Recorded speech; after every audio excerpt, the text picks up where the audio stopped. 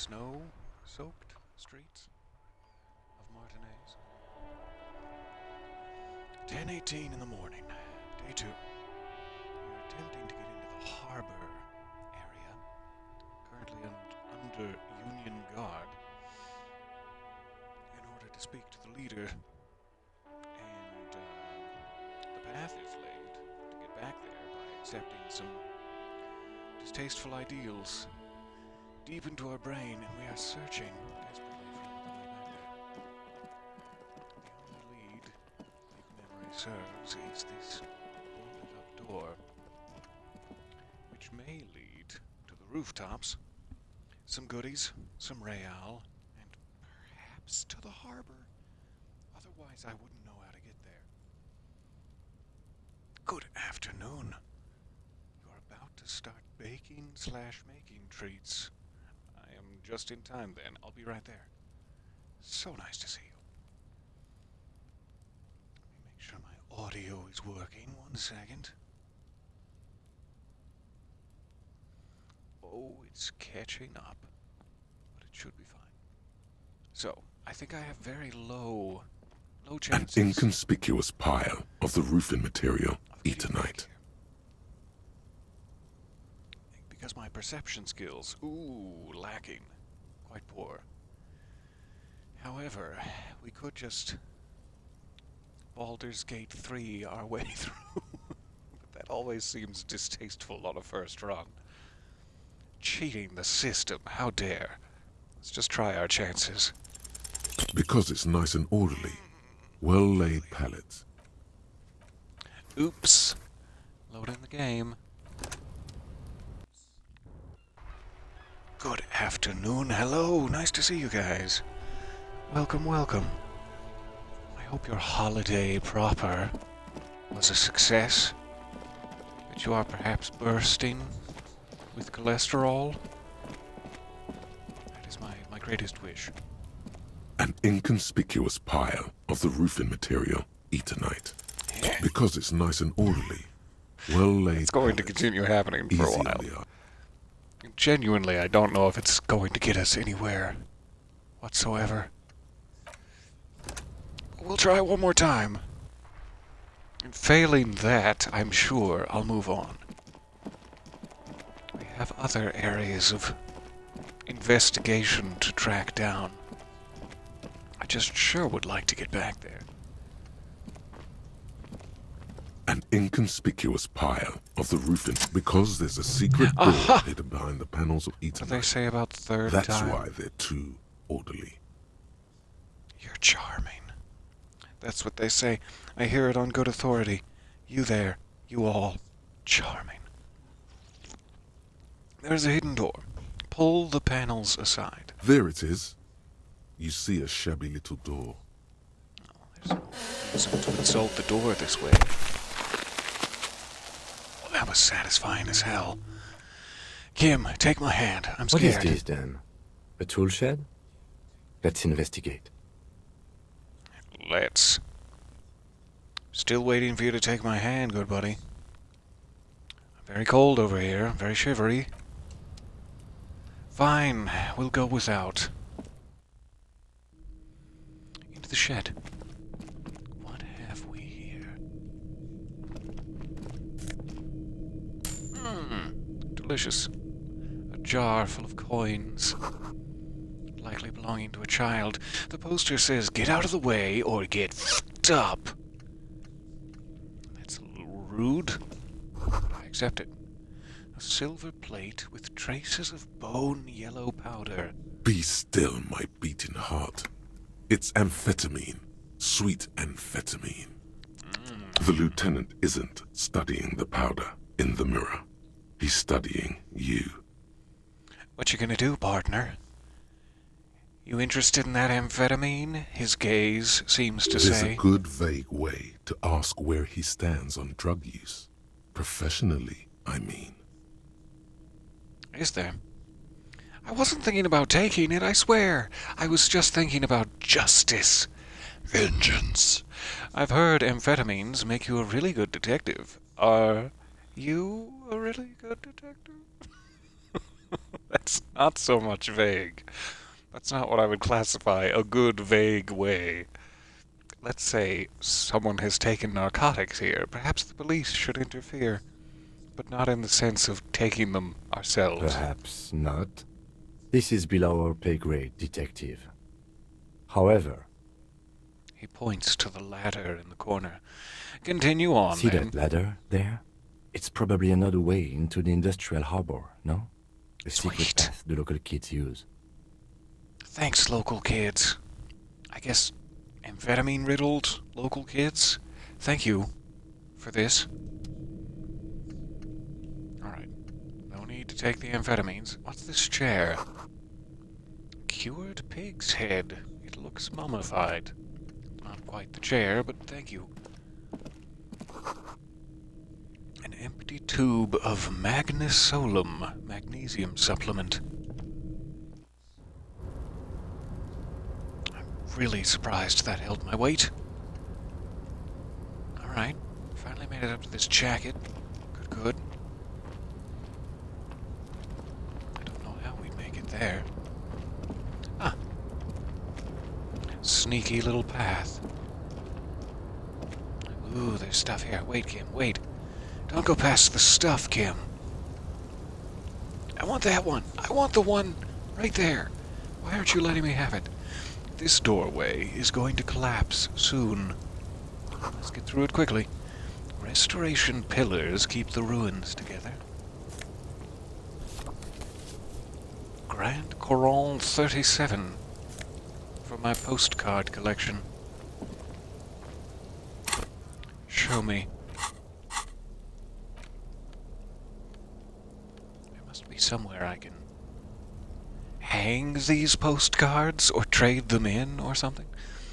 This postcard depicts an ill-advised residential area overlooking the Jamrock Quarter. 13-story buildings line the hillside like sarcophagi, an ominous fog already rising from my behind. Wait, these are the last boom years. In 39, the project fails catastrophically, leaving behind an opiate and hepatitis B-infested slum. Ugh. Alright, quickly back through the collapsing doorway. And what's in this secret box? No, Safed. Good. Alright. Doesn't really seem like I can clamber. But that, down there, is the door we were trying to get through, so we're headed the right direction for sure. How about this jacket? Does it fit me? Oh, I can clamber. Wow, I'm not Looks a very like good someone detective. left his tarpaulin cloak hanging on the railing here.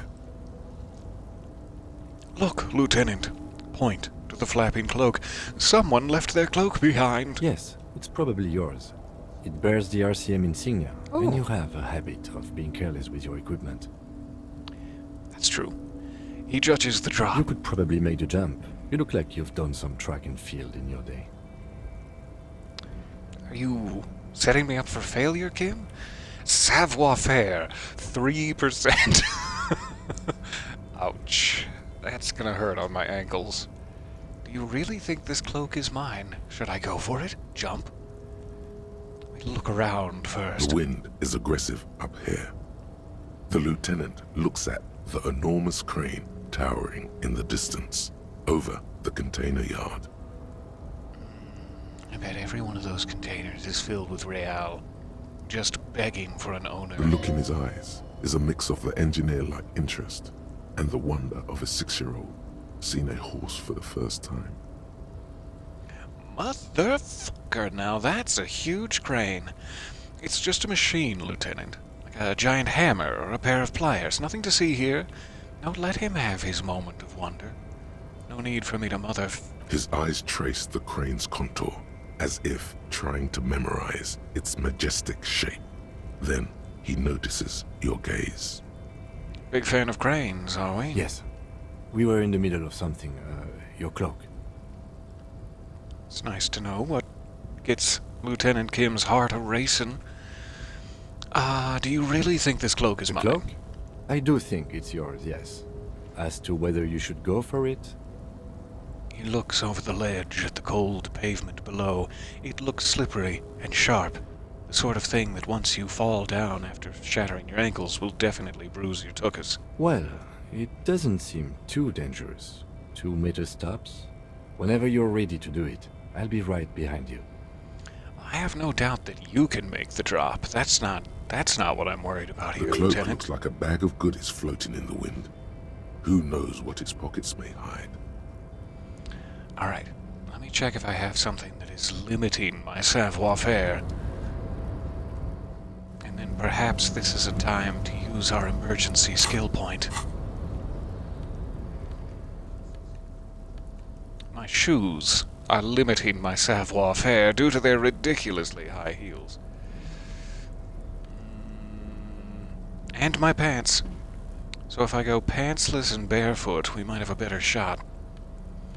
Do I have replacements? It removes my reaction speed, but that's probably fine. Plus it gives me the power of God-ass. That is the only alternate pair of pants I possess, so I guess we're going for it. I look rugged.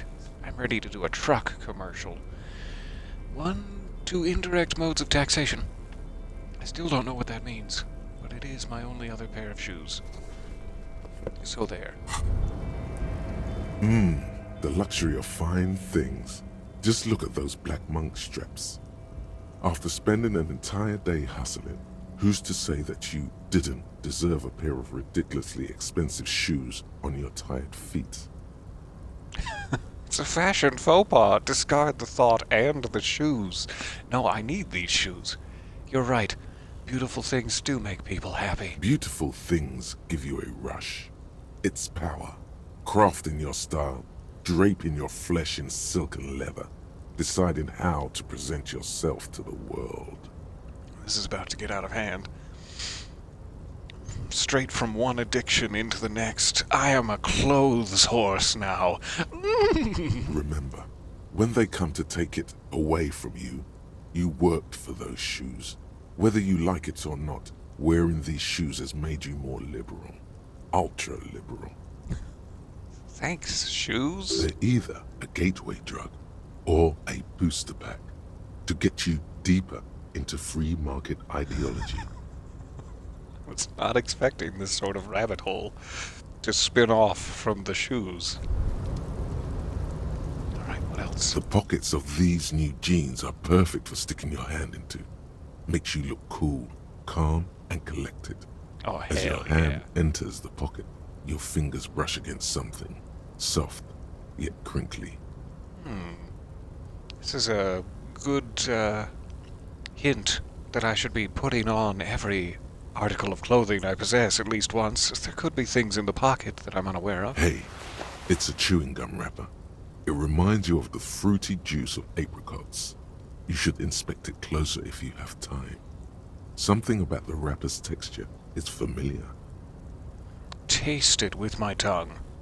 My tongue is the best thing to figure out textures with. By the way, the raw materials were most likely exported from Seaguy, the apricot suzerainty, and processed in Sur-le-Clay into the apricot-flavored chewing gum loved by kids of today and yesterday. Something about it is familiar, and not only to your fingers. Will the kids of tomorrow also enjoy this apricot-flavored chewing gum?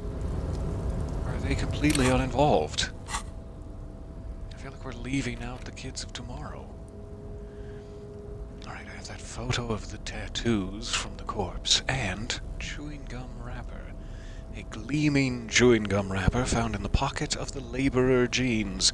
It gives off an ever so faint scent of apricots. Your mouth starts watering. Oh, sorry, my mouth was... I'm fine. There it is again. The scent of apricots with a touch of cinnamon. Smells like the end of some distant summer. The surface of another planet, or some ancient temple. I was promised that summer would be endless by most of the popular songs of today.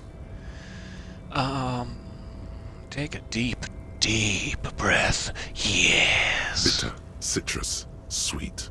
It seems to grow stronger, like a glow, with every breath you take. What is it reminding me of? Whatever petrochemical byproducts they used to create this artificial flavor have bonded tightly to the wrapper. Or is that just your memory filling the gaps? Can't it be both? Until a blossom of skin and flower petals erupts behind your closed eyes, made of toffee, cream, and distance. You just had to take a dive. Oh no. Am I about to pass out again? Due to a rush of memories? Feels so familiar. The end of summer. The sun sets into the sea, but the water does not boil. Instead, it turns to liquid gold. For a moment, the world's store of precious metals seems to increase dramatically, and you are rich. Finally. There is a movement next to you, the shuffle of a small coat, warm like the evening. But when you turn toward it, there's nothing there. Wait, come back. Why are you talking to a gum wrapper? Because I miss the gum wrapper. Oh God, I miss the end of summer. Why does it remind me of an ancient temple? Yes, from the height of antiquity, a long time ago, millennia ago, on an island of time you can never return to. Okay. I wonder if I can continue to smell it at various points in our ensuing journey. And finally remember what it so strongly reminds me of. Let's interact with this photo of tattoos while An we're here. intricate web of blue lines stretches across the torso of the hanged man. It still kind of looks like a map of the stars in the night sky. But something's not right. So I can whip it out to compare it with whatever we're searching for that his network of star tattoos reminds us of. Good. Alright, so I should now have 2 savoir-faire. Let's see where that puts our chances. A tarpaulin cloak is still caught on the railing. No one has claimed it for their 17%. own. Not great. Not great at all. What exactly are we doing up here, I kid? was under the assumption we could ask the leader of this union to help us get this body down. This is why we're here, right? He doesn't wait for you to answer, because this is why we're here, Or right? it could be that we are just exploring. He looks around, the wind rustling his hair like oh so many shampoo commercials long forgotten. He is gorgeous. He's thinking you've forgotten where you are again. No, I'm fine. Thanks, Kim. Thanks for worrying about me. So even if we spent our emergency point and raised our savoir-faire, we're probably still in the 30s at best. Which isn't so great. Yeah, not right now. I do not quite know how we're going to get down there. I'm guessing there's no other pathway than the one we're on. But maybe it's a situation similar to trying to get the corpse down, that I just have to, like, fail wildly, and then I'll get a bonus? Or maybe I'm just supposed to leave off and hurt myself and take health damage, but hey, we're down. So maybe worth failing regardless, as it kind of seems to be a necessary step. You're gonna hurt your ankles, just get it over with. Let us first see. Quick save it here. What are our chances if we were to spend a savoir-faire point? Boop. Accept and close. A tarpaulin cloak is still caught on the railing. No one has 28. claimed it for their own. Alright. I doubt that's much better of a chance, so let's save our emergency point and leap off regardless. This is my plan. I have full health, though not very much of it, even at max. We'll see what happens. He did say it's only a 2-meter drop, so oh A well. tarpaulin cloak is still caught on the railing. No one has claimed it for their own. Here we go. I believe. Oh, I got scared. Nope, no. That's still too high. What were you thinking? You're not a gymnast. You're a boxer. And you've climbed way too high up here. It's a different text than was narrated to us. Holy wow, that's high. Doesn't seem dangerous. The lieutenant must be crazy to suggest that. Doesn't seem dangerous. The lieutenant must be crazy to suggest that. This is certain death. You could have died there. Shit, shit, shit, shit. I'm failing you. This wasn't part of our deal. Thanks, Volition. You're doing your best. I got you, Gratan. Let me just adjust your breathing a little bit. There, isn't that better? No, it's not. Tug on your tie. God, now I can't breathe at all. Stop doing this to me, Necktie. You were supposed to be a friend. Hey, what's happening? You okay? He sounds genuinely worried. I'm all right, Kim. I can't breathe. It's okay. You're just having a little panic attack. Try to breathe as slowly as you can, alright? He shakes you gently by the shoulder. It helps. The necktie lets go a little. Its vicious grip easing around your neck. Colors return to the world around you. Thanks. I think it's working. Let go of your tie. Good. We can always come back when you are feeling better. It's just a cloak after all. Alright. So we still have our emergency point. We can increase it and then try again, but it does not seem to be a you just go through with it and get hurt situation. I do actually need to pass the check to get down there, which is a small shame. Can we inspect this door? No. Alright. Presumably that's where we pop out, having entered on the other side. I definitely can't reach the cloak from down here? Question mark?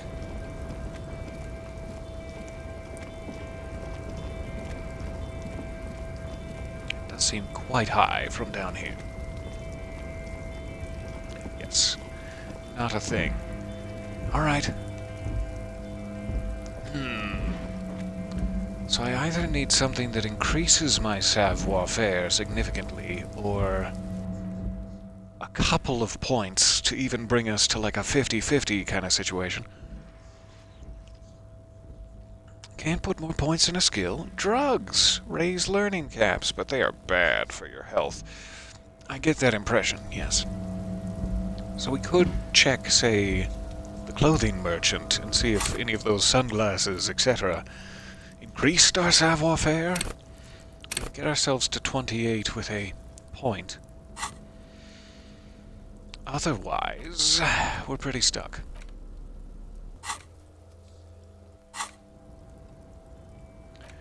Still thinking our thonks. 8 minutes left until we are completely derealized from reality entirely. Looking forward to it, if I'm being honest. Let's go check the clothing merchant real quick, like.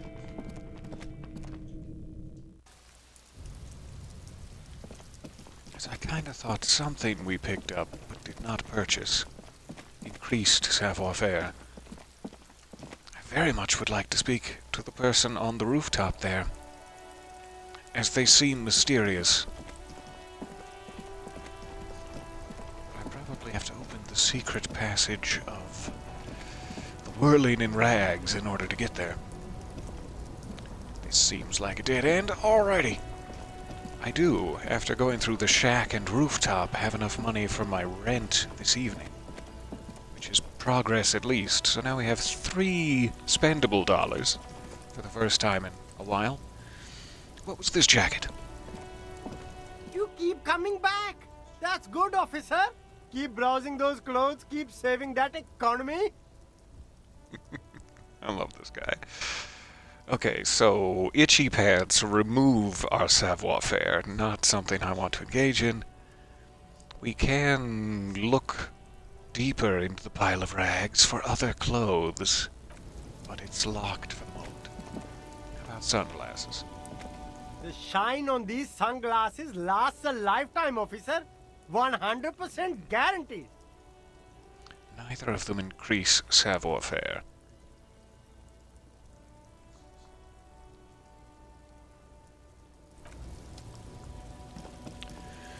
Worth a check. The speakers below are banged up and worthless. The sneakers triumph over them. They're the star of the show here.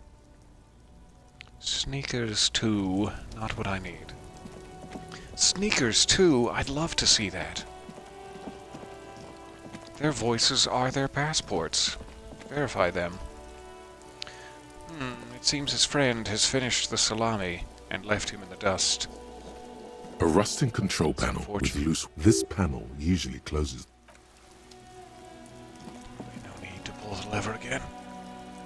Wrong lever! I don't think there was anything wearable in the pawn shop, if I'm remembering correctly. And I don't think there were any other clothing items for sale. We bought the only coat in the convenience store, or whatever it is. So I kind of think we're, whatever level of savoir-faire we are currently at, that's the one. That's all you get. To the left of some croissants and juice bottles, you see several packaged raincoats fill a low shelf. One is missing. The one you legally purchased. Phrasing it that way makes me think there was a way to illegally obtain said raincoat. The tear machine stands in the corner. A sign says, one... I do not have any bottles. Just thought it worthwhile for a quick check. Okay, so we gotta figure out either another path, which this was our backup path. This was our plan D. Or I need to find a way to get a bunch of skill points real quick. I don't think that's going to happen. Maybe there's a book I can read that will raise my savoir-faire. Let's Hello check again, in sir. with the book. Keep. Shouldn't you be at school? Who is that? Ah, I can ask her about the working class woman. Let's see. Oh, that's Auntie Billy. She's nice if a bit distressed. She's your aunt. No, sir. She's a working woman who comes to look at the books a lot. Why is she I distressed? think she is a bad husband. Not very nice or helpful. Kim, you hold him down. I'll pummel him in the kidneys. You can stop calling me sir. I am but a working man myself. No, sir, I can't. It would be too tiring to refrain from it. It's already tiring enough to remember to say it all the time. It's nice of you to say I could stop, though. Good. That's all I care about. That you know you have the option. Alright, I get you. I, for example, can't stop making this face. Point at your face. Since we cannot see our own face, I have no idea which face he means. Okay, yeah, when the next person comes, you'd have to sir or ma'am them again. Yeah, that makes sense. Sir it is, then. Soldier on. I am going to point to my face. That's a friendly enough face, most of the time. When have you seen it unfriendly? And I'd like to apologize for that time. I guess we'll ask about school. I do my studies at home at the moment. I have to help Mum keep this place running. School is stupid. You're lucky not to be there. What is school, anyway? Isn't going to school more important than this? Shouldn't suggest such things. So what is school? School? Well, mine is a big yellow building on Boogie Street, and the people there run it. They say it's a charity. Alright, now I have to pick one. I mean, in the sense that if your mother owns a bookshop filled with knowledge, school is probably pretty stupid. I'm leaning towards this one. Because this just seems insulting. Maybe she likes books and bookkeepery, and I don't want to rob her of that dream. School is stupid. Mum says it's necessary to do both, because it builds character. Mum says a proper worker is dutiful. That's how you get ahead in life. You succeed. Nice to see you, Annette. Bye for now. Alright. Ways to get skill points. I know we still have this little mystery in the basement. I forget what the relevant skill was that we were hoping to get better at later. Now that we have a small selection more clothing, let's check it again. It doesn't ever seem to cost me time just to walk around, which I appreciate. Talking to people and picking things up costs me time, but not just exploring. Did you have something to say, Kim? Yes?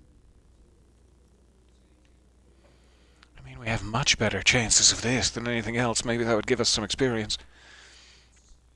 But what did you have to say, Kim, when we were up here? It's dark. Ah, turn on your flashlight, you students. And the is what flashlight he has works to a say. lot better if you hold it in your hand. Flashlights go in hand? I've got it, Kim. No need to rub it in. There's sometimes need to rub it in, as I would have forgotten, genuinely. Fair point. Right. Now let's get to it. Some areas are inaccessible without your flashlight. All right. What would we do without Kim? Genuinely. I also have this, like, physical check, but I'm not sure if anything important lies beyond it. Let's give it a quick save while we're indoors. The barbell waits patiently on the floor, like a dog for 8%. its master. It's probably just going to hurt me desperately, whether I succeed or not.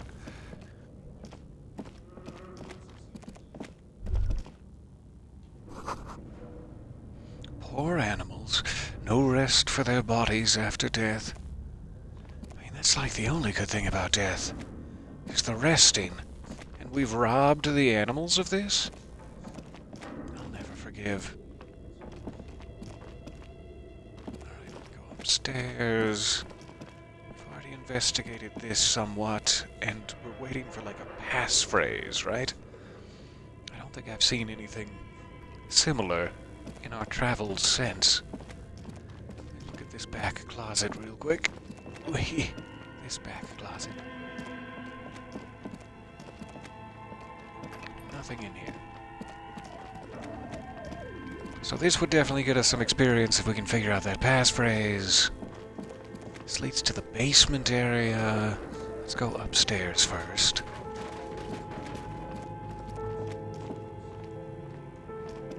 As before, an iron safety. This is directly above the central furnace in the... I guess it is in the basement where the check I'm thinking of resides. I thought I was there in my faulty memory. Shoes in a puddle of melting snow. Does someone live here? Who lives here? I hope it's not Annette. That would make me sad. To the basement, Kim. Quick march. All right.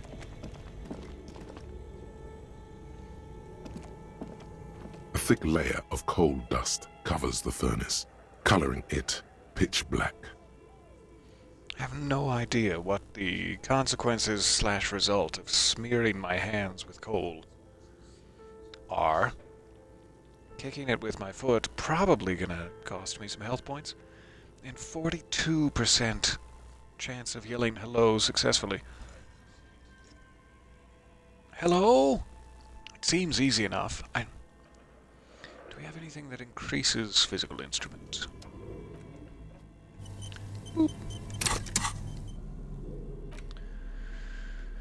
One day I'll remember what my clothes do, but it's not this day. Alright, my white tank top will increase physical instrument, I think at the cost of 1 point of drama. That should be fine. Yes, 1 point of drama. And that's it. Anything limiting my physical instrument? Beyond the obvious? Nope. Alright, so this is our best chance. Quick save here. A thick layer of coal dust covers the furnace, 58%. coloring it pitch black. Hello? Something breaks loose in you.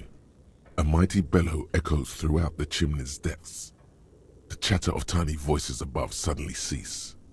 Then, Hi! You hear a woman's voice answer. you've awakened the entity. Dun dun dun. I summon the ghost of this doomed commercial area. Answer me, spirit. Hello? Are you there? Speak to me. Hello? Did you say anything? I can't hear you. Please come upstairs. There's a safety curtain on the second floor. I'll open it. Sweet. You hear a low rumble upstairs. The sound of a curtain being pulled aside. After you, officer. Upstairs it is. Smear your hands with coal before shaking hands with strangers. No, it's fine. I'll come back if I need coal hands. Jamais vu. Derealization. I've become derealized just Jamais before vu. I meet The opposite of deja vu. entity. Not already seen, but never seen. Everything that should be familiar appears strange and new, like some half-forgotten day in your childhood. Only now. That's the feeling you've been having. And for who knows how long. You should go and ask Joyce Messier about this. What world are we in? This is a fundamental question. Lovely. 1 XP for every orb clicked. That would have been very helpful to have as early as possible. I hope this is as early as possible. Okay, great. White Morning has 1 hour 34 minutes, 58 minutes for the Kingdom of Conscience. Good, good. Keep thonking. Let's quick save it after that. Minor success. I will take it.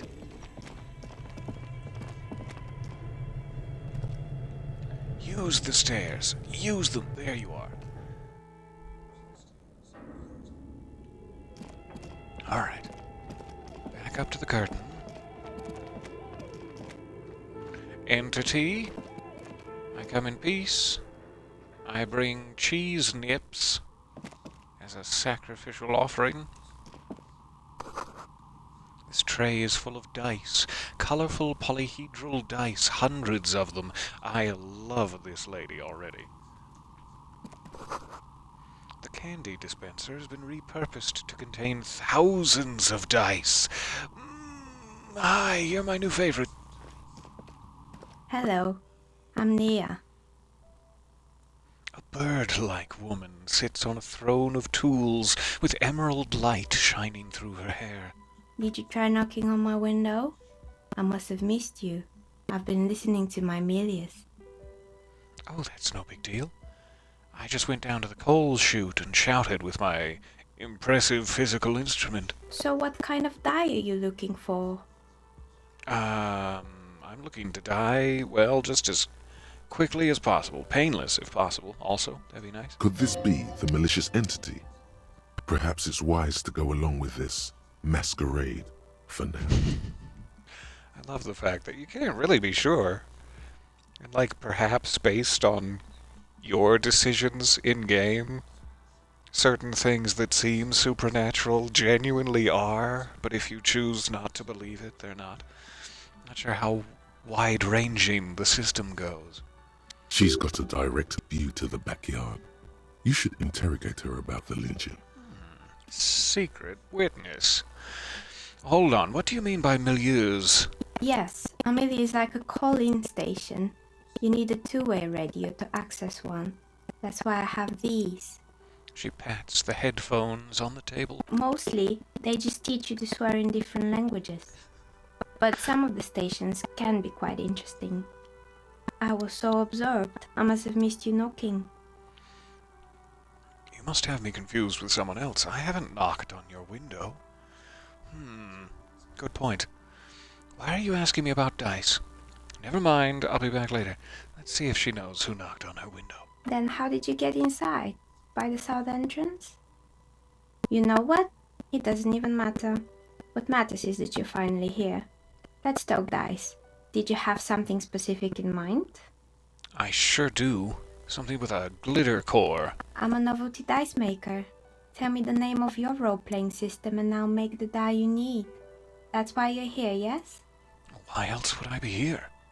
Oh, the murder! Yes, no, let's talk dice first. Role-playing games? You know the one made by Fortress Accident. Does that count? Sure, I like role-playing games, and I need some dice. Maybe. I'm not really sure why I'm here, honestly. No, I was looking for something else. Squint your eyes mysteriously. Answers. I'm not interested in buying dice right now. I'm a police officer, and I need to ask you some questions. Maybe? Maybe I'm here for dice. Let's leave the door open. How strange. Well, if you're interested, my rate is 10 real per set. Unless you want something really unusual. What are the really unusual options? Take a look around and see if there's any particular stone you want to use. Do pardon. The walls around here are covered with rows of precious stones and minerals. It almost looks as if the stones and dice are a natural part of the room, growing out of the stalagmites. So sorry. Seemed to get jittery there for a moment. Hopefully that's better. This person means you, or no one else, absolutely no harm. She will answer freely and honestly. What a breath of No fresh air. falsehoods are present. She's a novelty dice maker and doesn't have anything to hide. Ask what you need. How did you become a dice maker? How did I become one? It was a business decision. I was a regular jeweler at first, but that's an unfocused field with too much competition. Not at all like novelty dice making has become in the last, let's say, 3 years. Oh, Some I of see. my friends were role players. They asked me to make some polyhedral dice out of cobalt. That was my first order. I grew it from there. Do you like role-playing Not games? especially. I like working with rare materials and a steady pay. And role players as customers? Same. They're nice people. Aww. Warm as my cockles. Some of those nice people have big bucks to spend on novelty items. Tell me, have you ever considered making big paws for the furry community? Because I hear the money is just... She's thankful for the security they provide her. Okay, I'd like to order a die from you. I'd like to die. What do you know about the man who was lynched behind the whirling in rags? Let's start there, though it's a bit of a leap in severity. Nothing really. I didn't know him. Did you see, let's say, 7 gentlemen gathered outside Who your window? cares about a dead body? We might be dealing with a malignant entity here. We'll get to that, Inland The Empire. lieutenant looks at his notebook. Then the woman under the large window. Your window looks directly onto the courtyard. You're saying you didn't see or hear anything unusual last Sunday evening? I'm sorry, detective, but as you know, I usually have my headphones on when I'm working. It shuts out most of the daily ruckus behind my window. This certainly was a bit of ruckus. What else do you mean? There's always something going on in the Whirling's backyard. She stops to try and come up with an During example. daytime, there are usually those kids. And lately, I've been seeing a lot of drunk workers hanging about. Must be because of the strike. She's heard of the murder, but did not see it, sire. Thank you, drama. She's not sorry to disappoint you. Informing on someone in a murder investigation would intrude upon her focused existence. That's But fair I enough. never saw anyone during that fateful Sunday night, I'm afraid. And you never took your eyes off the work to look out of the window? Do you often work Sunday nights? I see. I guess we'll exhaust the questions, but it genuinely seems like she did not see anything happen, and I'll respect I might that. have, but in this case, all I would have seen is my own reflection staring back from the darkness. It's really hard to make anything out in the yard when it's dark outside. Besides, I rarely get up to look out the window when I'm in the zone. Do you often work Sunday It's nights? an odd profession, making dice for people, but I like it, and I prefer doing this to sitting at home. All right. I fully believe you, and thank you for your She honesty. nods. Anything else, officer? I'd like to order a die. Hey, where are we, anyway? What is this place? We're inside the chimney of an old central furnace. It's strange, I know. Pardon me, I was sipping. She looks at the ruddy bricks that make up the walls. Even though they've been repainted, there are still signs of coal-black soot here and there. Is it, how you say, safe to live here? With the massive amount of coal-black But soot? when I arrived here, all the other rooms were taken, so I had to build myself a makeshift home. Besides, I don't really have to pay any rent here, so that's a plus. Huge plus. I'm going to tell the local authorities that I saw nothing. Definitely no one living in the chimney. Enjoy your Plaisance life. was right. There's an entity living in the chimney. You should ask her about the curse. Creative. The lieutenant looks around the spacious room, its ceiling fading into shadows above. I've heard this place is cursed. Did you know that people call it the doomed commercial area?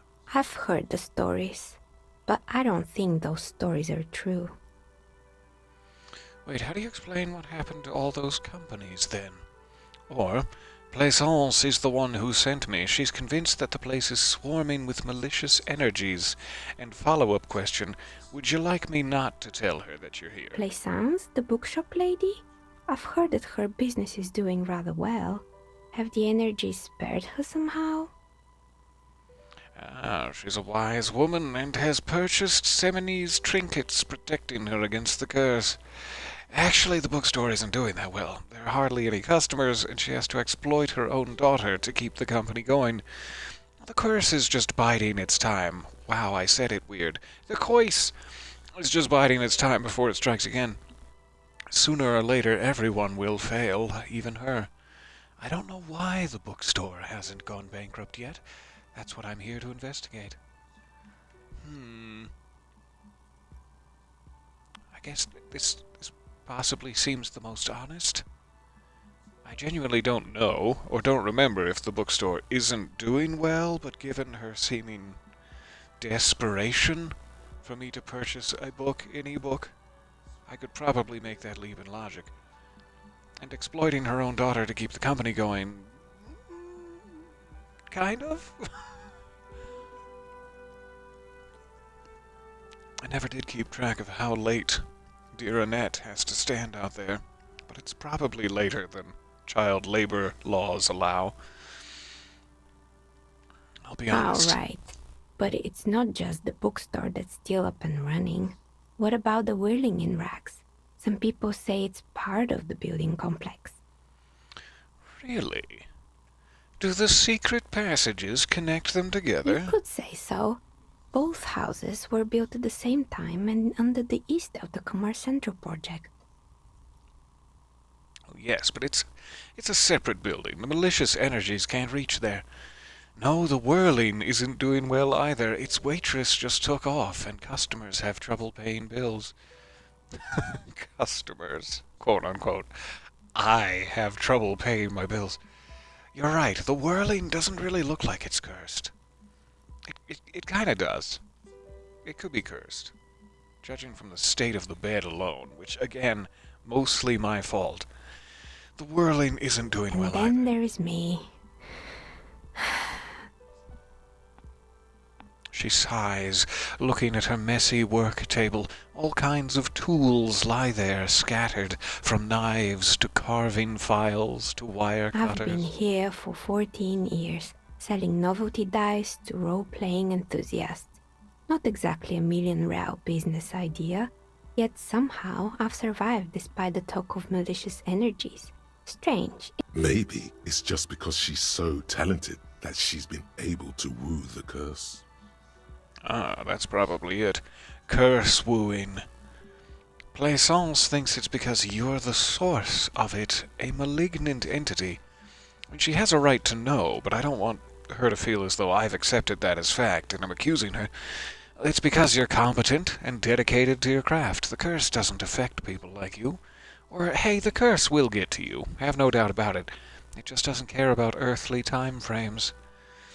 I'll be the first to admit there are many inconsistencies in this so-called curse. I think that's fair to say. I was just about to ask, what do you think? Do you think the curse is real? Time has come to face the source.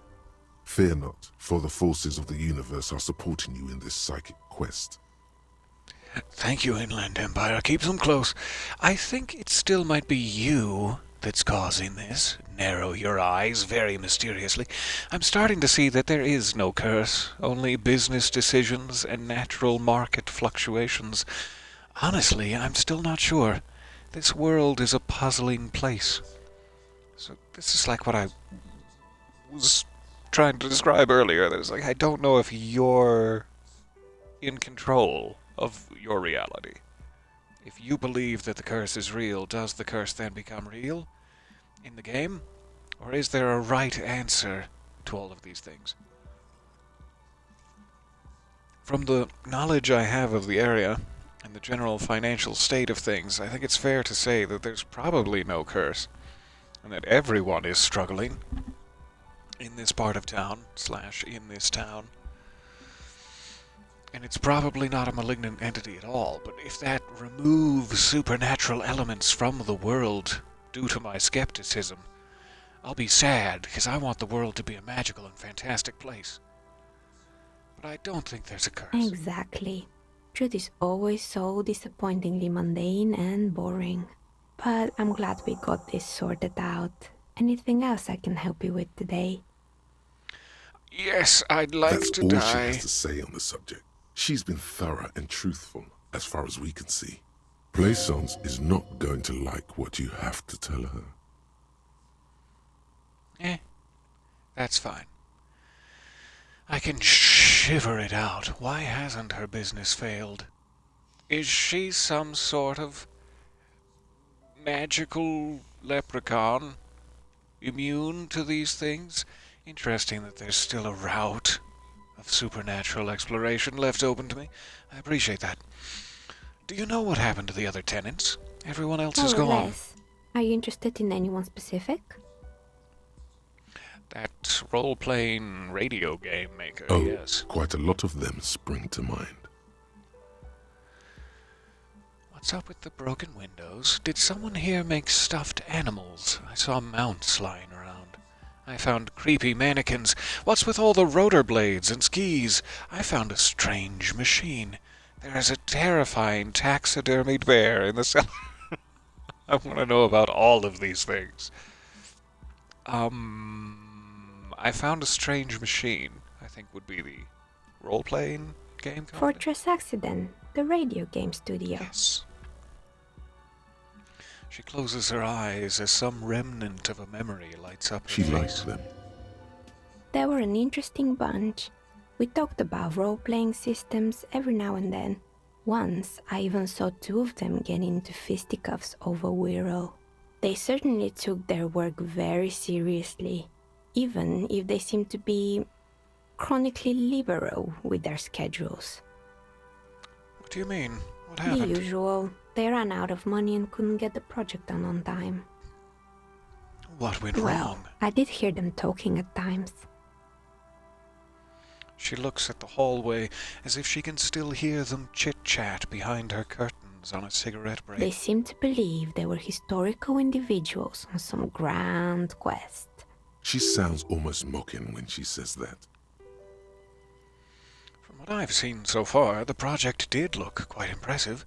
Or, really, they must have been on a gigantic ego trip. It did look quite impressive. It also looked to be primarily a game, but in the source of, or not source, in the center of a political revolution. Such a game system could certainly be used to historic effect, so I can't discount it. The project did look quite impressive. But when the money started to run out, they just began to complain a lot about capitalism. You know, how the markets are rigged to keep out new businesses and so on. In the end, they just didn't get it done.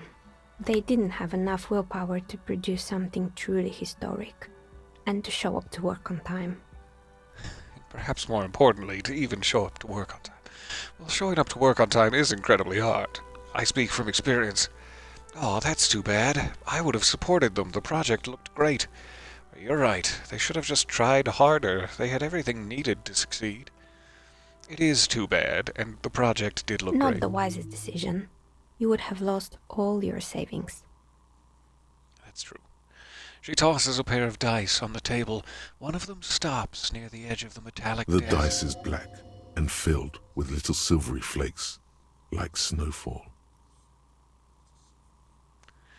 Why, that sounds gorgeous. Anything else? All right, I found the building's intercom, but it was not working. Oh, right. I hope you didn't try to ring me. Maybe I did. Maybe I did, baby. I think none of those doorbells work, including mine. I'm still in the middle of connecting the wires. Sorry about the confusion. Which one is your The doorbell? one with an empty name card. It's the last one in the list. As I said, it's quite useless right now. It doesn't work yet. Sure, All right. I'm listening. Why all the broken windows? Oh, this one's a mess. There used to be a company that promised to repair windows 24 hours a day. What could go wrong with this one, right? Certainly seems like they'd have no end of Turns business. out, the business was actually set up as a front for an illicit group that was producing snuff medias. Who would have guessed? Oh. I would not have guessed.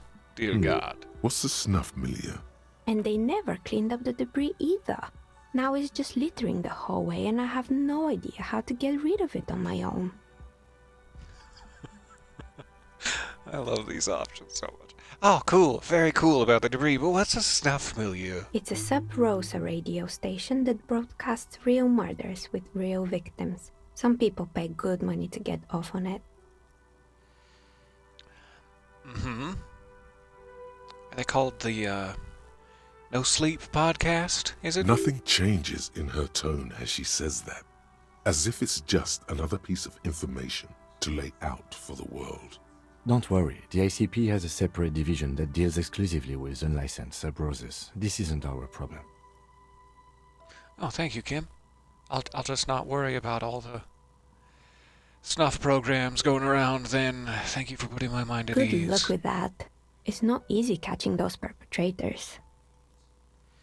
Then she lets the thought go. So there's this big old bear in the Oh cellar. boy, the fabled Revo Show ICT. You're in for a treat here. She smiles and leans closer, hands on her knees like a stand-up comedian ready to tell a story. I am rapt. Please The continue. place was owned by two guys who had some rather innovative ideas about marketing. The bear was one of them. Now ask me about their other ideas. Indeed, what were the other ideas? All right, what about the other There ideas? was really just one. And it involved picking out the prettiest girls in the neighborhood and paying them 20 cents per hour to man the booth. And by man the booth, I mean slump behind the counter with a face that could maim you if you ever dared to disturb their bored magazine browsing. She leans back, disapproving. Sounds like she really didn't like those girls. I know a girl just like that. She works in Friet as a cashier, and she's not particularly friendly. I don't know if there's really any reason to throw her under the bus here. What did they expect? 20 cents per hour is dog's pay. I'm surprised they showed up to work at all. I'm just glad to know we're paying dogs. That's an award-winning idea. How else do you choose people around you? I don't have an opinion on employing teens. I just want to know, did it work out for the business?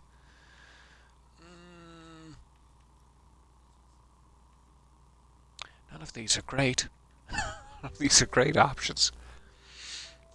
I can wound the pay. That's probably the least damaging victim in these options.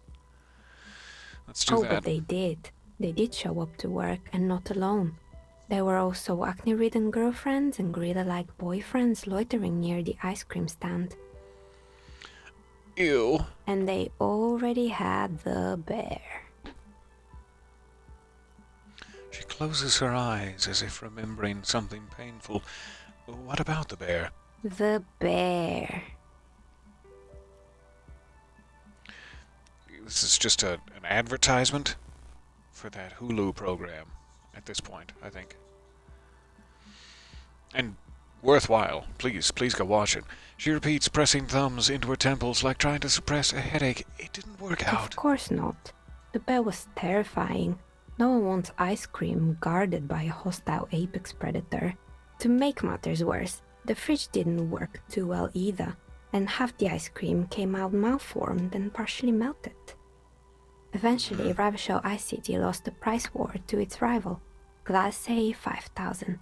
Glace 5000 sold caramel sundaes for only 5 cents a piece, out of regular fridges. I'm sure the bear was doing its best. Maybe. Yes. Because the taxidermist who made that bear definitely wasn't. Doing his best, I mean. I was just about to ask. Go on. He said that the bear was his vision beast. He said he met his vision beast while high on desiccants. Called it Megatherion. Sounds cool. Hell yeah. Megatherion? What's a vision beast? Very cool, but I don't want to hear about bears. or beers anymore. Let's move on.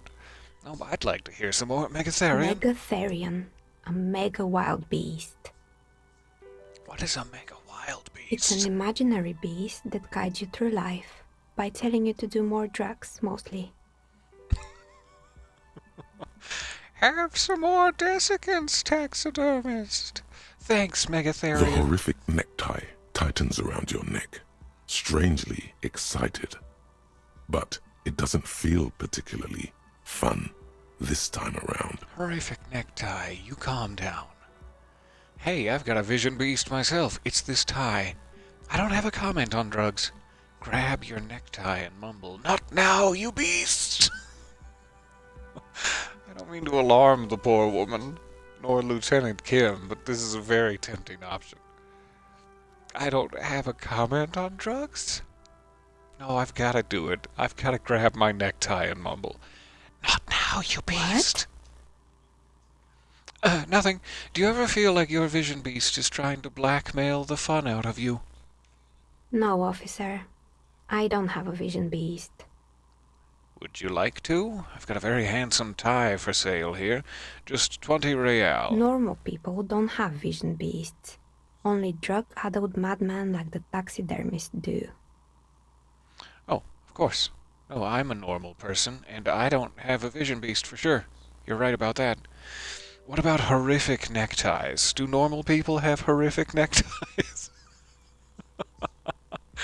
Oh, it's like touching a hot stove. And I just gotta. Neckties? I guess they do sometimes, officer. But I don't understand how it's relevant to our discussion. Oh, I don't expect you to. That's fine. Anyway, now you know the story of the fallen ice cream empire. She seems almost sad, finishing the story. Some dust beams swirl in the morning light. Her eyes follow it Anything idly. else? Another failed business, perhaps? I've been here for a We were long talking time. about the taxidermist. Let's go down that You road. mean Mr. Fabron, the taxidermist? No, he mostly just did drugs. Anything else? That's all we needed to know about Mr. Fabron. Thank you. Hair Yes, salon. I think it was called Androgynous Orlando or something similar. They weren't a big hit around here. Turns out that working class men don't like genderless haircuts. They're scared of that word. A Philistines. bit of experimenting every now and then isn't bad. What's wrong with a bit of experimenting? The customers should have been more open-minded. I would never let anyone androgynous touch my hair, not even if my life depended on it. No. I guess I'm a simple man. I don't really have any opinions on hairstyles. I do have opinions on hairstyles, and the customers should have been more open-minded. I bet they looked gorgeous. I guess it just wasn't the time yet. She tucks a strand of hair under the headscarf. That's an interesting little note. Was she the hairdresser before becoming the novelty dice maker? It's just a little moment where she tucks the strand of hair. It could mean nothing at all. So what happened to the It gym? wasn't merely a gym, it was Artemitep's boxing club, a community project created to steer at-risk youth away from drugs and crime. It sounds commendable. Maybe that's what Kuno needs, a community-centric boxing club. It certainly would help the local youth, from what I've seen. Cindy. How did that community project work out? Let's say, who was Artemitep? She just said it, and I've already forgotten. A kind man from Zemsk. I heard he had some trouble with the law when he was younger, and that's why he wanted to start the gym, as his way of giving back. I see in the chat, since podcasts were mentioned, just wanted to say I loved the rhyming dog in is a letter? I'm never entirely sure. I contribute, blissfully so, to the podcast and have a hard time pronouncing the name. Is a letter. I'm so glad you got to hear it. And his feasting on pancakes while violently taunting the stepmother was one of my favorite recent stories. Such a happy ending, too. So maybe that's what Kuno needs. A community-centric boxing club. Kuno. Who's Kuno? Look out your window. He's sort of the king around here. No, I'm not gonna, what's the word? Steer into his fantasies. He's not the king. He's a little ginger gremlin who likes to defile dead bodies. That's more accurate, but a little harsh. Indeed, who is Kuno? Your guess is as good as mine. Mysterious. I like it. It's got some Oh flavor. yes, you mean the kid with the sailor's mouth. Yes, I've heard him yelling profanities in the backyard. That's the one. She looks out of the window. It's oddly quiet there at the moment. Perhaps Kuno has I died. think it would take more than a gym to help that kid. So how did the community project work out? It didn't. If anything, it made the youth situation in Martinez even worse. At some point, someone started a rumor that the punching bag downstairs was full of amphetamines. That can't be good to breathe in after a rough session of hooks and such. Haymakers. I don't know boxing terms. I'm guessing. It's not really full of that. No one would store their drugs like that. Thanks, Logic. Eventually, the coalition took away the funding and the club went bankrupt. This was a few years ago. It's gotten much more peaceful around the plaza ever since.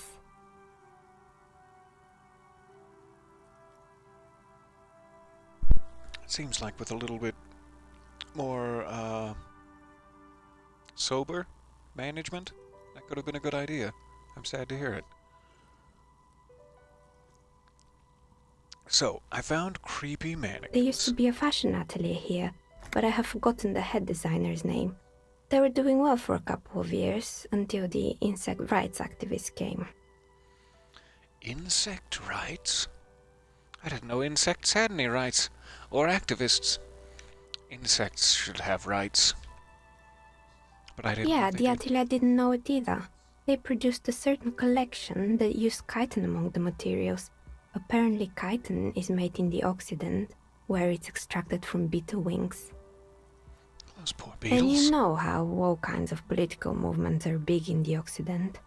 The activists shut down the biggest chitin supplier, which of course caused the price to skyrocket. And, naturally, all the most fashionable tastemakers refused to be seen in chitin from then on. The atelier went bankrupt before they could finish the collection. I'm glad someone took care of the little guys. I like insects. But insects don't have any brains or feelings. I'm sure they do. They got what they deserved. Making clothes out of beetle wings is a terrible idea. I guess I'm glad someone took care of the little guys. I'm sorry for the fashion designer who was just trying to inspire people, but I'm also happy that the insects aren't having their wings ripped off. Really? Anyway. She looks at the windowsill where a dead fly is lying on its back, legs curled up in a bow tie. Poor guy. Suddenly, you get a feeling that insects are important to the case somehow. It's hard to say why. Maybe it's the Insulindian phasmid that's important to the case. Go with that feeling, Empathy. Chase it. So what's with all the rotor blades and skis? They were made by a company called Slipstream. After they pivoted from making rotor blades to skis, their chief executive took off on a vacation with all their money. She rests her chin on her hand with an impish smile. Honestly, I think it's quite funny. I think he's still sending out holiday transmissions from Tulula or Tiumotiri or Hashtkor or wherever he is. What do these transmissions The say? usual, I imagine. That he's been thinking up all kinds of new business plans and can't wait to get started on them just as soon as he returns. Her smile widens before she sees the lieutenant's face Men behind like you. that are a curse. The lieutenant is stern. Sure, but Slipstream is history now. All their remaining assets got seized by the bailiffs in 47. I have no idea why those skis and blades are still lying around in the house. Not much use now, I guess.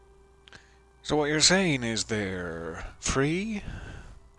Lieutenant, empty out your pockets. We have some skis to They were steal. just the props. Why return them? I have more questions about the intercom. I don't know that I do, but let's check what our I'm options pretty are. sure it still doesn't work, but sure. What do you want to know? Yep, no more questions. But the fact that that's an option makes me think I must be able to, restore the intercom somehow. I should give it another look next time I'm Sure, down there. I'm listening. Other Good. questions? I hope it clarified things a bit. What else? Alright, I'll need many more points in shivers to make any progress there. I would like to order a die from you, but I do not have 10 real to spend. And that's for one of the normal variants. So I'll come back around to purchase dice from you. Thank you for all of your time. I'm sorry to take up so much of it. I love you. Hey, psst. Yes? Who, me? Yes, you. Word on the street is you're ready to start building communism again. Am I? Again? How come there's word on the street, in my own head, and I can't feel it? Or hear it? You keep saying things like, down with the bourgeoisie, eat the rich, sodomize the landowners, impale all people who have more than 25 real in their pocket, literally murder all human beings regardless of their political beliefs. That kind of stuff. Well, yeah, that does sound like me. You're right. I haven't said anything like that. I've said some mildly left-wing things, but none of those. You know, that does sound like me. Funky style. Very funky. So tell me, do you have any questions before we fire up the big communism builder? Or do we get right down to it? Funky style. Wait, first, what is this communism even about? Explain it to me, as though I am a amnesiac child. Failure. It's about failure. Yes, abject failure. Total, irreversible defeat on all fronts. Absolutely vanquished, beaten, curb-stomped and pissed on. Until you came along. You will reverse the fortune of the workers of the world. You alone, against every living thing, against every human alive. 800 trillion real in the hands of an impossibly well-organized ruling class. Towering city blocks of bankmen who have the ears of prime ministers. Million-headed armies of nations and the love of your own mother. It sounds like an easily compatible force to me. I'm not sure what the big deal is. You against the atom, The charm and the spin, where the whole world failed. Matter failed to bend to human will. Human will failed to get out of bed and tie its laces. You alone, single-handedly, will rebuild the dreams of the working class. You are the last communist. Now get to work, comrade. Roll up your sleeves and start building communism. It's too tiring. I don't have it in me. I'm all beat down and broken. Yeah, these are both tempting. I would like to have the potential to put it in my thought cabinet at one point. I will Oh opt in. yeah. Get the firing squads and the animal wagons ready. Wait, what? Firing squads? You didn't say anything about those. Too late to back out now. You can't make an omelette without breaking a few million eggs. Well then, roll up your sleeves and breathe in the pristine air. Mazovian socioeconomics.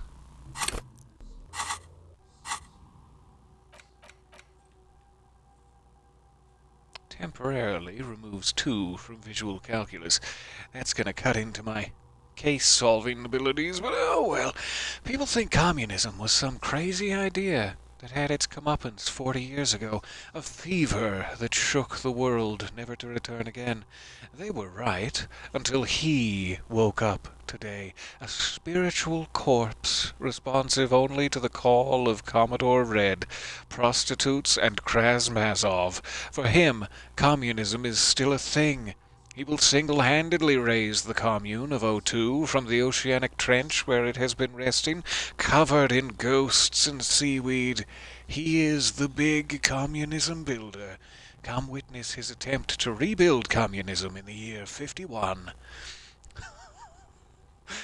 Despite how much effort and thought I put into such an ideal, I don't believe I will be single-handedly rebuilding communism. Even if I wanted to. I'm still working on my social democracy thoughts. We'll get there. Alright, quick save it after all that info. Thank you again, Novelty Dice Maker. Nothing else to interact with up here. I can seemingly return and tell the bookshop owner that she has nothing to worry about in terms of malignant entities. I do not have a password for this. And the Novelty Dice Maker seemed fairly confident that the Whirling in Rags is part of this same building complex. I'm sort of wondering if there isn't another secret passage in the bear basement that may lead us thence.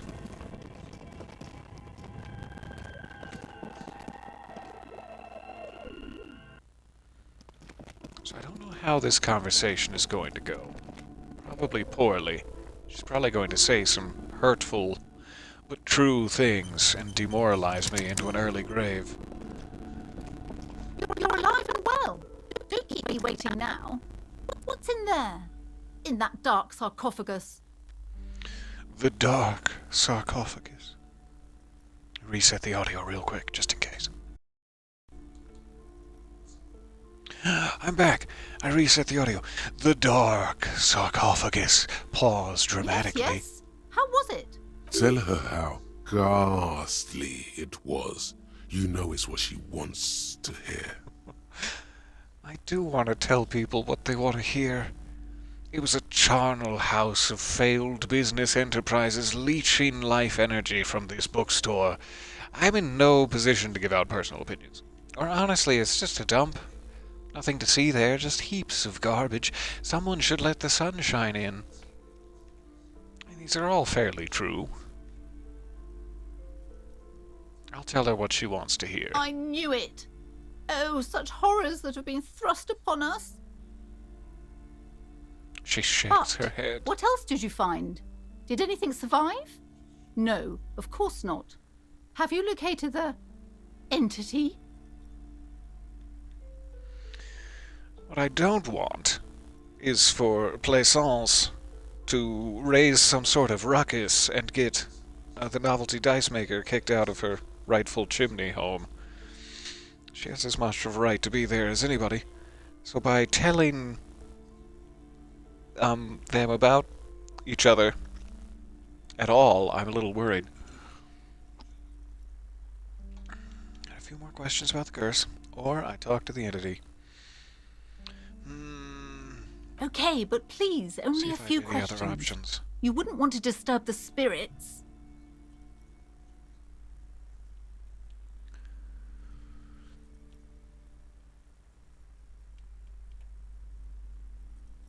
Why didn't you just tell me right away? It's the not curse. good to talk about the curse, not in detail. The negativism, it's dangerous.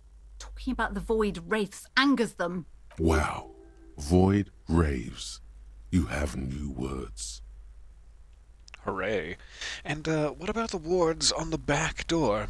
Are these Seminese Yes, as well? the Simonese are very crafty, and their wards are extremely Breakthrough powerful. imminent. Lesser wards simply won't do here. Okay, never mind. The I had woman other before you questions. scans the store, her shoulders rigid and tense. Every now and then, she nudges her glasses. In order to complete the task, I think I have to tell Plaisance about the novelty dice maker. But please don't bother her. I will come back and beat you with my brass knucks if you bother A her. novelty dice maker? Well, spit it out. Why does she need the dice? For some kind of sorcery? Sometimes they use the ankle bones of sheep. Oh, yes, I've heard that. And also the blood of children, no doubt. Leave her alone. She's perfectly harmless. She's not a sorceress or some malicious entity. She is a businesswoman like you. No, ma'am. I have felt her aura. She is not the one to blame for this curse. She may be involved, but I don't have a way to question the malignant entity further. I don't know if Plaisance would appreciate this one better, but I felt her aura and she is not to blame, rather than just leaving it in the natural world. I'm going to try it. Option number 2. I don't understand. If it's not her, then where is the source of the doom? How did she explain the curse? She looks The perplexed. narrative she's built herself, it does need tearing down. Then I probably shouldn't have gone along with it in my first 2 dialogue responses, should I Just have? don't say you don't have any answer yet. The uncertainty is killing her. To hell with it. Perchance you ought to just lie, sire. That's always the way with drama. Perchance we ought to lie, sire. She says there's no curse because there are too many inconsistencies. Lie. The source is in the taxidermist's shop. He became involved in arts darker than taxidermy and brought the void spirits down upon this place. That might at least take the scent off of Niha. Honestly, I don't have an answer yet. There are still leads to be followed, like that strange radio computer thing. There is another entity, more malignant, pulling the strings in Martinez. Perhaps in my travels I will cross paths with it. So we don't want to say we don't have an answer. I probably don't want to lie. It would be healthy to tear down her misapprehensions and superstitions. She's wasting all of her daughter's college money on Seminese trinkets. And I should probably just rip off the Band-Aid, but I do want to say there's another entity more malignant. Let's rip Band-Aids. There is no curse. Too many inconsistencies. What kind of talk is that? The woman scoffs at you with an audible snort, like a cute little truffle pig. Good luck persuading her. Some people can rationalize anything. Well, first, you're one of those inconsistencies. Or, as I said, she's a novelty dice maker. Her business has been up and running for a long time now. Let's not put her in the firing line just yet. Yes, because her business consists of the psychic leech that's been feeding the curse. Red blotches appear on her I skin. see that you've fallen for her manipulation, Detective. The investigation is over. I just hope that you haven't made anything worse by going in there. She's not gonna let me dismantle her cathedral of Thank you lies. for nothing. Please, do buy some books, or be on your way. She concludes, tucking the pendant away in her blouse. Total psychic collapse between you two right now. I There know, was right? never any other way this could have gone. She's just too far gone into her own mind. Communism is just a red herring. What a wonderful quote. I had to stop her screaming.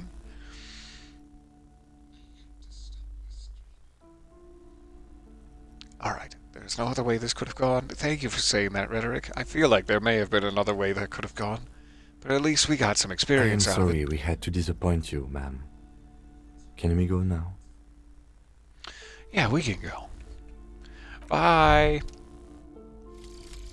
Kingdom of Conscience. The Kingdom of Conscience will be exactly as it is now. Moralists don't really have beliefs. Sometimes they stumble on one, like on a child's toy left on the carpet. The toy must be put away immediately, and the child reprimanded. Centrism isn't change, not even incremental change. It is control over yourself and the world. Exercise it. Look up at the sky, at the dark shapes of the coalition airships hanging there.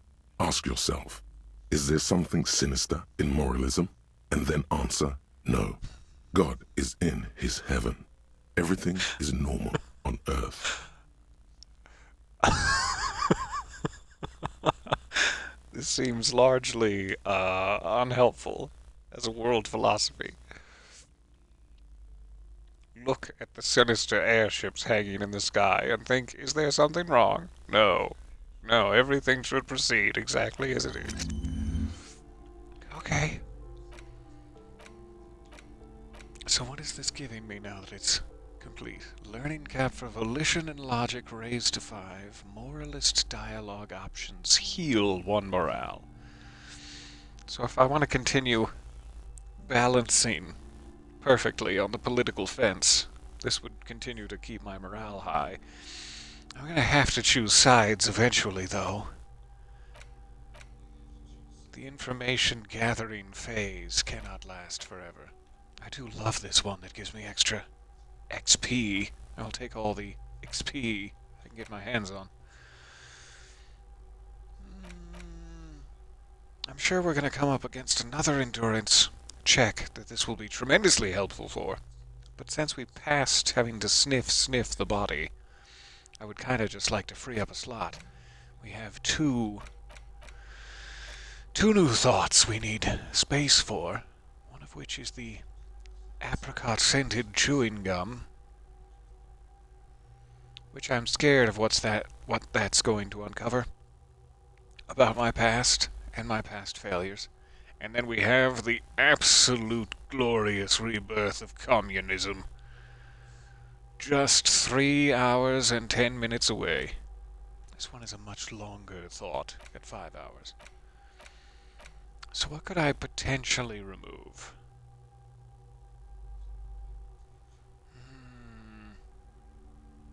I mean, I don't really want to remember any of this.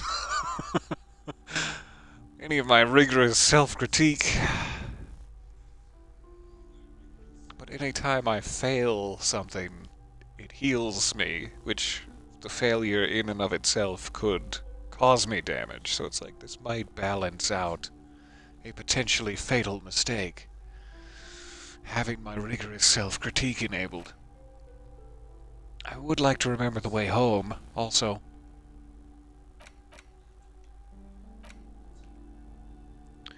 So I do not know. At this point, it's getting riskier and riskier to keep unlocking thought cabinet slots. As my skills maintain their childlike innocence in the low levels, because I've been spending it all here. And I really need to start spending my points on, let's say, savoir-faire to get my jacket back. So I do not know if I can give anything up right now. I'm gonna try forgetting, because I just don't know how forgetting works. Like, do I need to spend time to re-enable it? Can I swap them out at will? We gotta get over that fear eventually, and now's the time. Forget thought for 1 point. Does it cost a point to forget the thought? Because that's a no-go. I might as well just open a new slot until I'm completely full, if that's the case. It might be something I just have to Google later. Okay, fine. Okay, fine. I would really like to get the scented chewing gum thought started.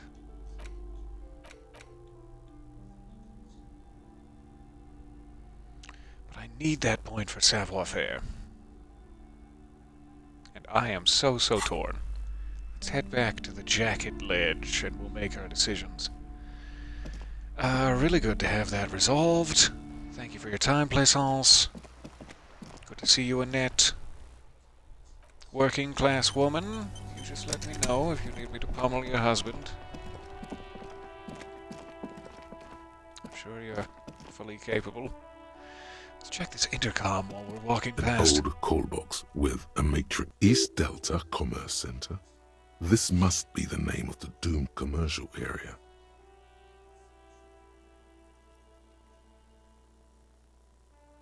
Alright. I don't really see... Fortress Accident. There we are. Let me try calling her on This the empty button card. looks new, but someone... This button looks new. I wouldn't be surprised if it hasn't been connected yet.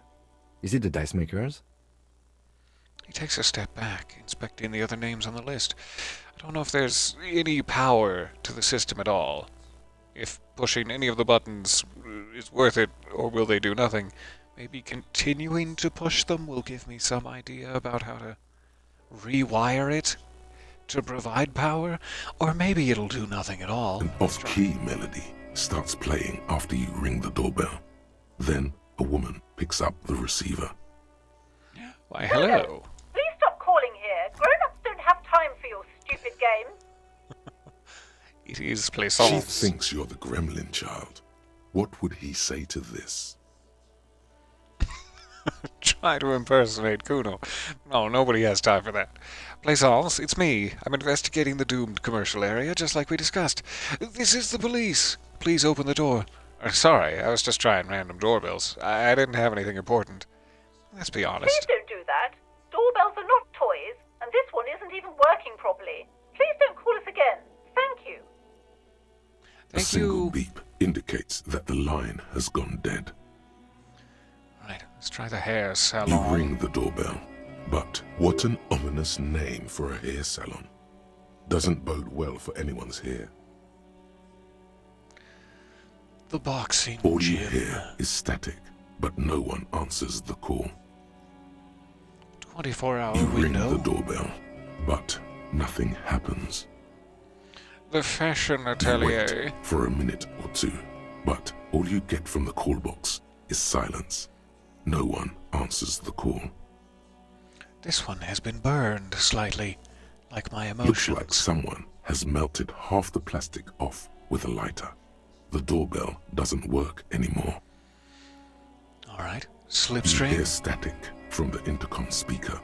It sounds as if someone has picked up the receiver, but isn't saying anything. Well, that's deeply unsettling. Hello? Yes, hello. This is Tricentennial Electric. This is a woman's voice, crackling and fragile through the static. Have you come to place an order? Is it being rerouted somewhere? Or am I speaking to ghosts right She now? sounds almost antique, as if her voice was being played off an old wax cylinder. A receiver must not be working properly.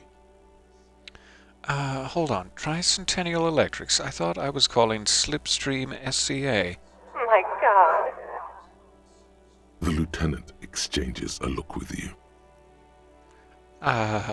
Sorry? It's you. My God. I didn't think I would hear your voice. Who cares that you don't remember her? Just go along with it. No. Okay. Something's wrong here. Are you sure she's talking to you? Yeah, it's me. Here I am again, crawling back into your life. No, do we know each other? Michelle, just please. She stops, and you can hear her breathe heavily, her breath distorted by ancient static. Why did you even call? I don't understand. You've been gone for months. I thought you didn't care. She sounds like she's shaking. Hold on, tell me what's going on. What did I do? Ever since I came to work here, it's been different. As if my mind's been wiped clean. A spot of static overrides her words. When she speaks again, it sounds like she's submerged. It's so nice. It's so nice to be able to finally forget. Forget about what? She sounds like she's about to cry. Hello? She doesn't answer. Hey, you still there? Silence. The only thing you can hear now is static and waves washing ashore on the bay. I get it. You don't want to talk to me. No one ever wants to talk to me. Or just fuck. What just happened? Another seagull passes by. It's getting cold standing here, staring at the silent call box. I don't know what happened either. We should probably stop playing with this thing. Alright. It's goodbye then. You press the number sign on the keypad that terminates the call. 12 name cards on the call box read. That one is interesting.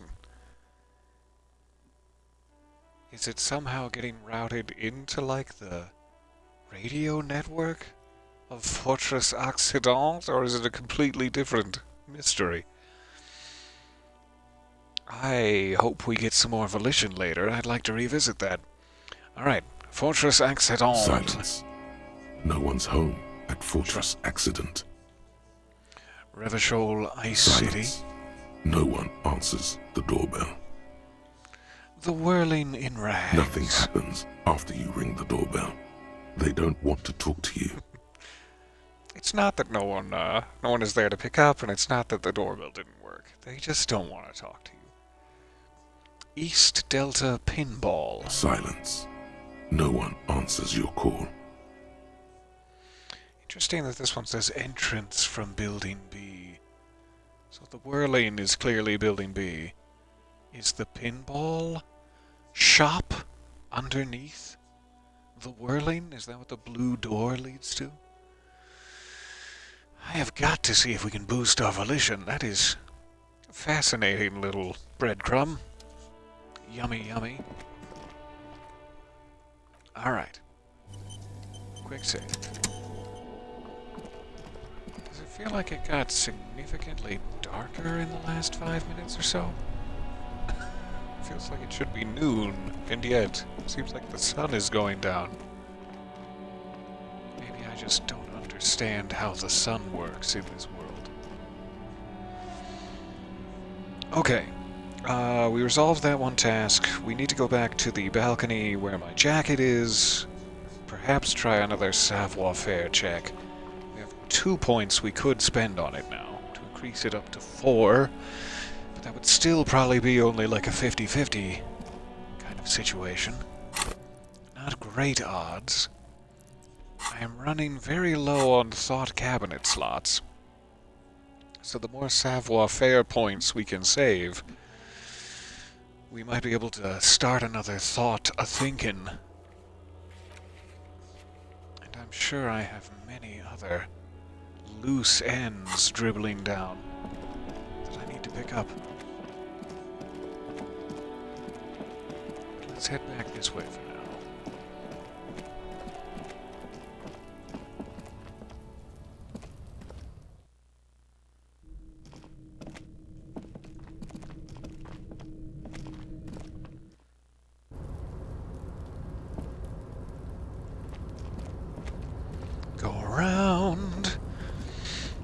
just about to our 2-hour mark. Perhaps if we can find a way to beat this savoir-faire check, that will put us in a good position to stop.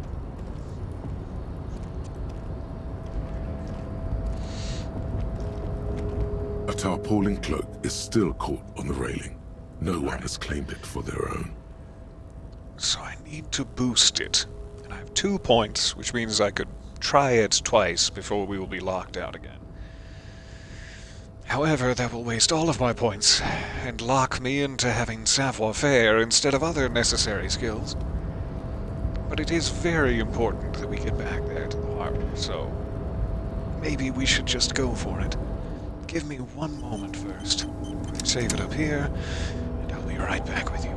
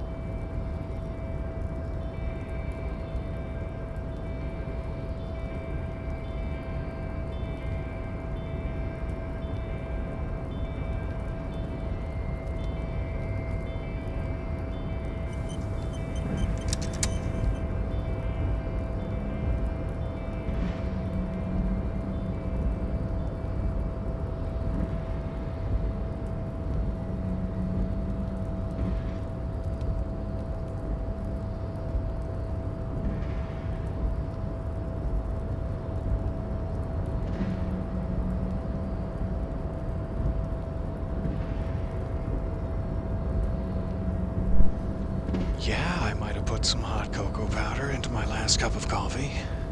Is that such a crime? Do I deserve to be tormented for these choices? Oh, no, no one's tormenting me. It was all in my head. I figured it out. Alright, so we have a quick save. Let's go ahead and spend a savoir-faire. Dangerous territory here with my inevitable locking out of other skill checks. But it's fine. A tarpaulin cloak is still caught on the railing. No one has claimed it for their own. 28%? I thought it was 28% last time at 2 points of savoir-faire. Maybe I'm crazy. Try it again. Didn't look good.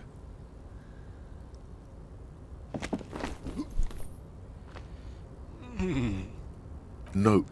No. Kim, just push me. That's still too high. Just push me, Kim. What were you thinking? Sure. Just be careful, okay? Looks like you almost strained a muscle there. Almost. I definitely strained a muscle there. The first time it damaged my morale. The second time it damaged my actual health. Maybe that's what I'm thinking, that we tried it at 28% and then I jumped back to a previous quick save and took the point away, and that's why I was still 28%. Maybe that's why I'm getting confused in my multiple A tarpaulin realities. cloak is still caught on the railing. No one has claimed it for their own. 42%. Still looked like a failure to me.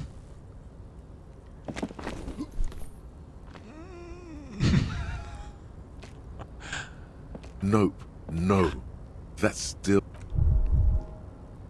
And damaged health again. I am about to die if I fail to jump one more time. So, unless we get real lucky, our percentages just still are not good on this one. And there is no clothing that gives me additional savoir-faire. Not that I've found yet. In fact, that coat may give me additional savoir-faire. It looks very tasty. So I'm still down 2 morale points, 1 health point. Even in our best case scenario. A just try tarpaulin it cloak again. is still caught on the railing. Whoop. A tarpaulin cloak is still caught on the railing. No one has claimed it for their own. Nope.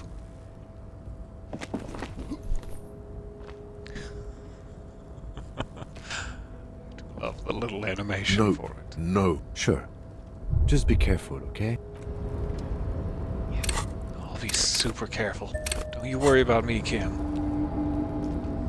Oh, not that one. There you go. A tarpaulin cloak is still caught on the railing. No one has claimed it for their own. And fail.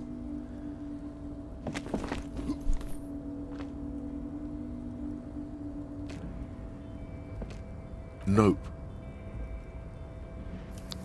One last try.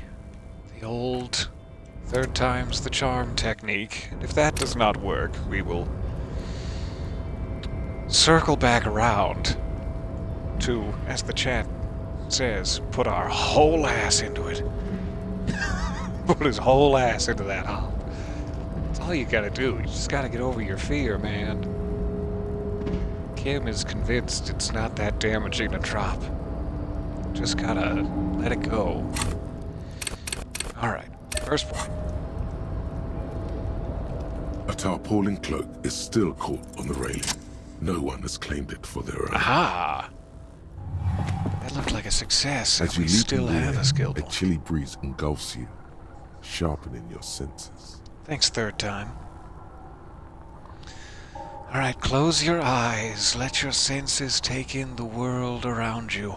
Or continue the voyage, eyes open through the salty air.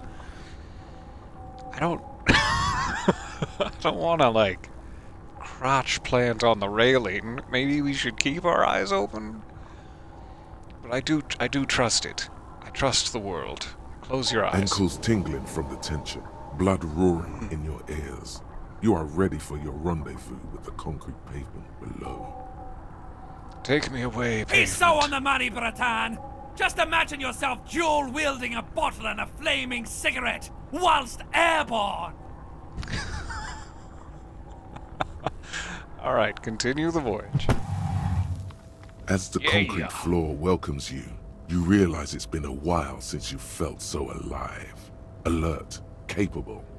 Must be the adrenaline. We put our whole ass into that. That worked out really well. We won it on the 28%, so that we still have a point left for other things. Whew. Could not have gone I better. knew you could do it. My climbing down might not have been as disco as your jump, but at least we can explore the harbor now. Funky, baby. Funky With style. your feet firmly planted on the concrete, the noise of the harbor rushes back in. Give me my jacket? Maybe my badge is in here. Wouldn't that be nice? RCM patrol cloak.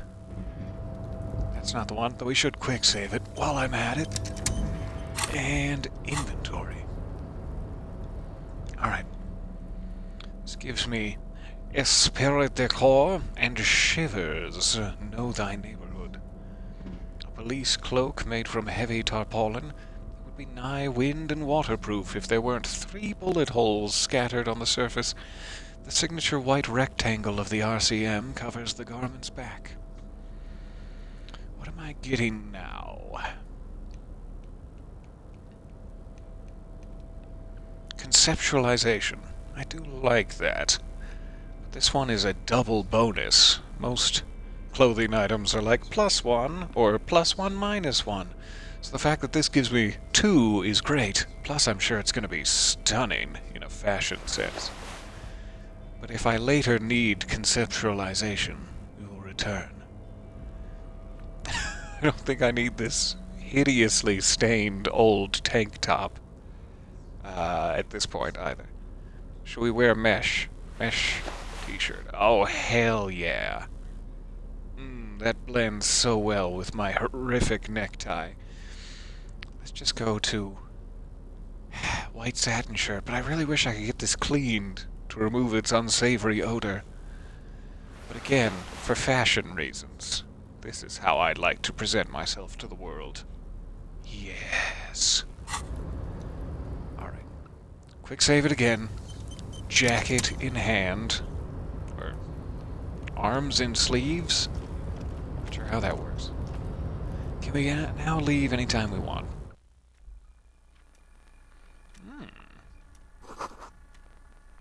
Radio is emitting strange buzzing sounds.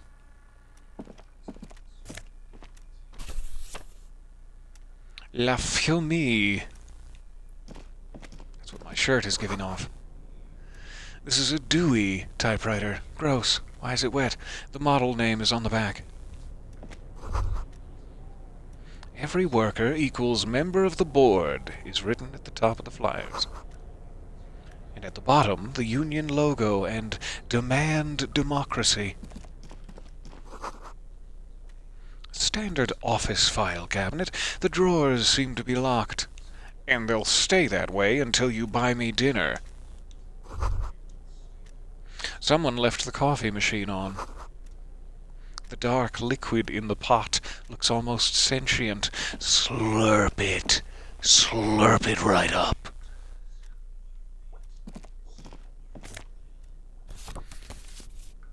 Le Jardin, postcard number 21. Magnesium. And some neat office shades. What do these do? Why do I always think that's the button for my inventory? What do these do? Visual calculus, but a bit dry. Limits your drama. These were stuffed away in the dock workers' union office. They're perfect for scribbling down paperwork when the sun tries to get in your eye. Good for staring down suspects, too. That will certainly help when I'm trying to conceptualize the crime scene. Leave the drama out of it and visually calculize. I'll take it. Pardon me. This laminated postcard offers a glimpse across the river. A little more than a decade after the war, the eastern bank is already fully renovated. The hillsides are lush with gardens and residences. Someone's parked a small beige airship by the fountain. This postcard will sell for a pretty penny. Oh, is that what these are? I'm just supposed to, take them to the pawn shop, perhaps? For monies? Wonder if they have any other purpose, though.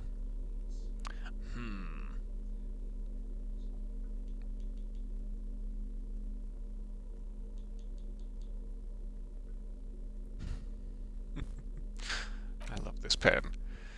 Alright, we got one interactable item. A magazine. The leading intellectual organ of Martinet's communism offers a radical Mazovian perspective on a range of contemporary issues. The cover features a stylized portrait of the late King Frizzle with a pair of white antlers growing out of his head. The front of this quarterly journal features a large satirical portrait of the late King Frizzle. From the sides of his head, a pair of white antlers spread to the corners of the cover. Why Friesel? Because Friesel was incompetent, foolish, and cruel. In short, the embodiment of everything the communards wished to overthrow. It's satire, you see. Flip through the pages and see which of them are To your sticky. disappointment, there aren't any full-color pictures to direct your attention.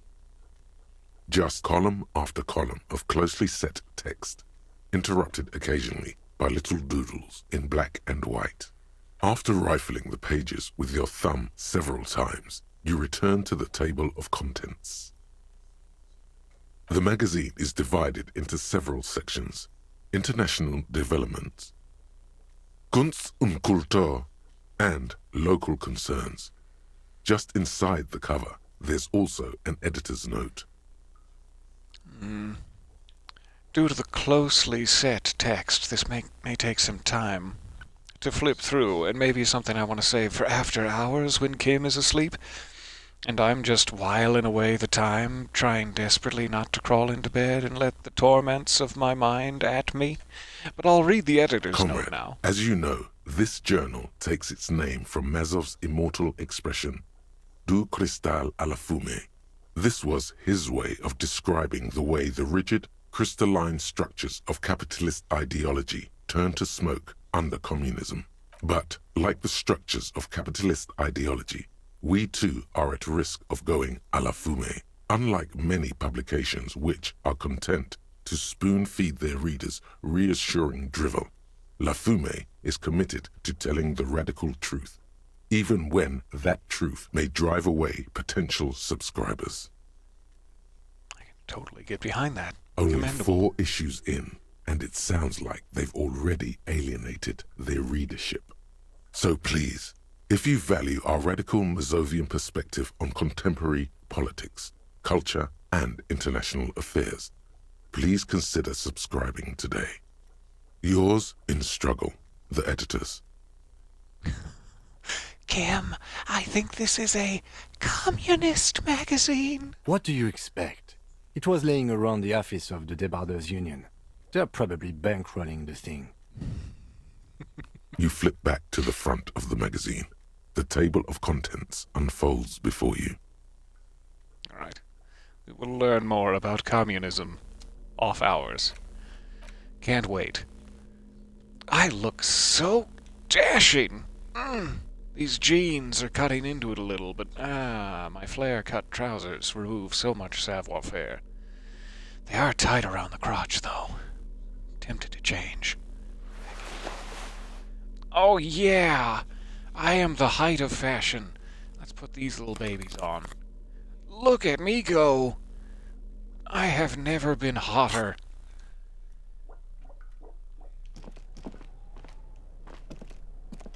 On second glance, someone has forgotten to properly close one of the drawers. It's unfortunate for the Union to just leave their paperwork lying around like this. Let's see what's inside, he thinks. Open the The drawer. drawer opens smoothly. Inside is a well-organized selection of brown folders. Why are the folders brown? Use your visual calculus. Hundreds of documents containing logistical data. 2 kinds of transactions stand out. Materials coming into Revachol from the outside world, from Muindi, Grad, and even Ilmara. And the same materials being handed over to companies inside Revachol. Kuron, Coal City, La Delta, and Jamrock are listed among the many districts where the imports are being sold. Anything It's hard interesting? to make sense of this thicket of company names, dates, quantities, and percentages. You try to focus, but the lines are getting blurry. Force yourself to go through the folders. It's a white check with not too terrible The percentages. drawer slides Make a quick shut, save first. smooth.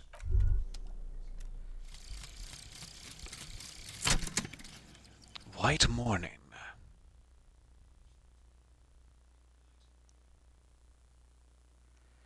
And And the little guy gets smaller and smaller as you rise above the dollhouse world.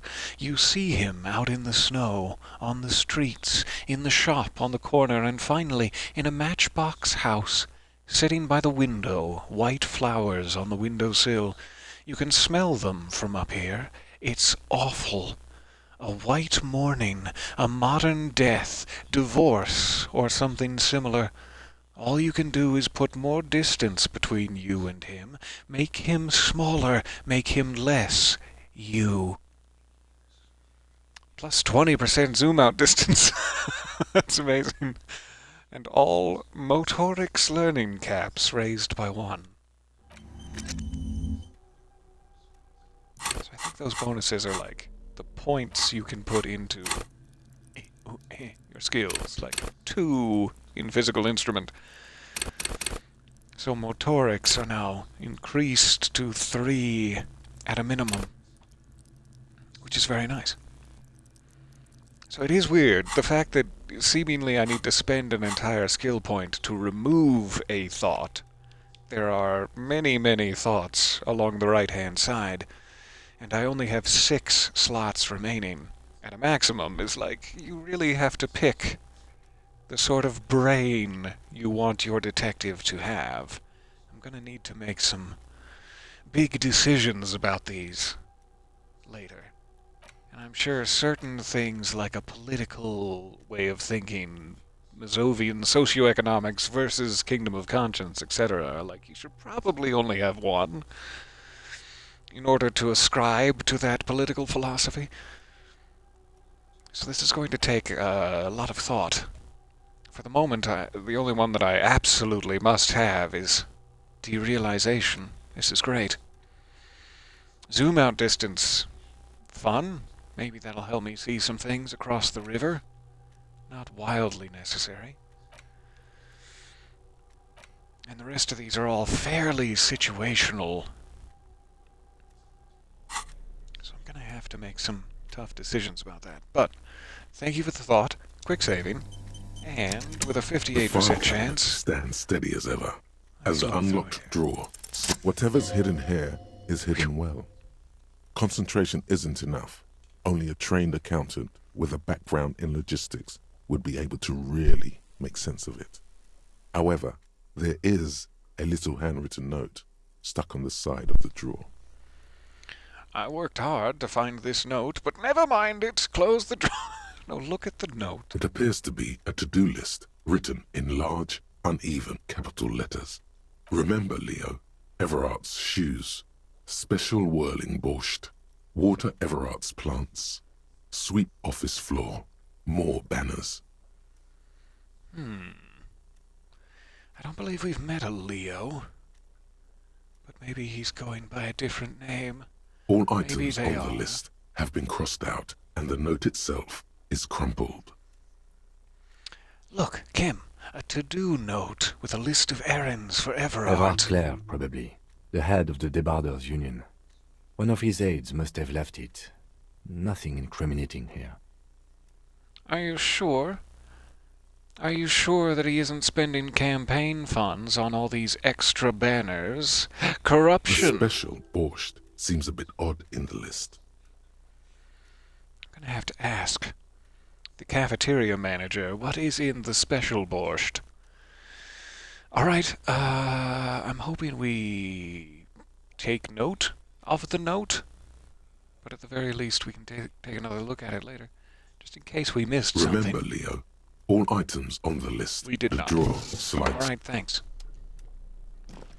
Special borscht is the thing to remember. I don't really want to go out this door because I'm worried I'll never get back without having to make another savoir-faire leap, so let's go back this way. An imposing combination of a punch clock and a payphone is looking down at you from the wall. A note on the side says, "Tokens unavailable due to strike. Use change." Is that for the payphone, I assume? So we finally have a way to make calls beyond the radio precincts we can communicate with. That may come into play later. For now, I'll save my 10 cents.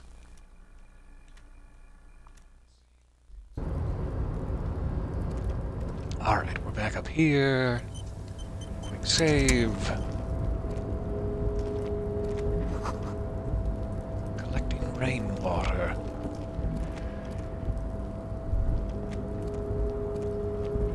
All the way down. What's this? All around you, great machines in quiescence. Ha! Get your bag ready. We've got bottles and cans.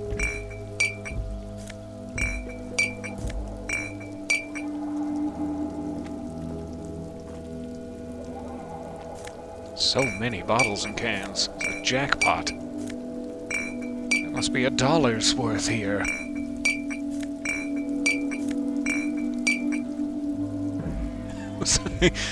Like shined the light backwards through Kim's glasses onto the wall. It's a fantastic little effect. Sorry, I'm probably blinding you, Lieutenant. At least 3 packs worth of cigarette butts. Numerous empty bottles of Commodore Red and potent Pilsner. Numerous empty wine bottles glisten in the rain. Someone partied really, really hard here. Did I do that? Well, yes, I think we can say with relative confidence that it was you. What makes you think that, Lieutenant? It could have been anybody, except for the fact that my jacket is here and makes like a perfect path towards these. This is really sad. I must have been miserable. Still not completely convinced it was me, to be fair. I must have been on an advanced scouting mission in the harbor. All this potent Pilsner I drank was detective work. This is really sad. I must have been miserable. Yes, this scene isn't exactly ripping with joy. Let's just move on. He turns to leave. I don't mind allowing Kim into my darkest moments. I can trust him.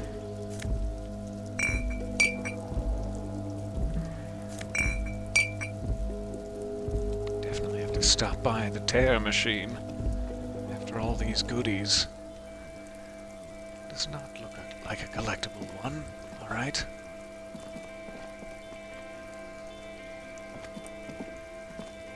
This is the night watchman's booth. The name on the door reads, René Arnaud. Would, the night watchman of the harbor be wearing ceramic boots? Does the path of my little bender lead directly to the last place he was seen alive? Listen, it's okay to take a few minutes to yourself.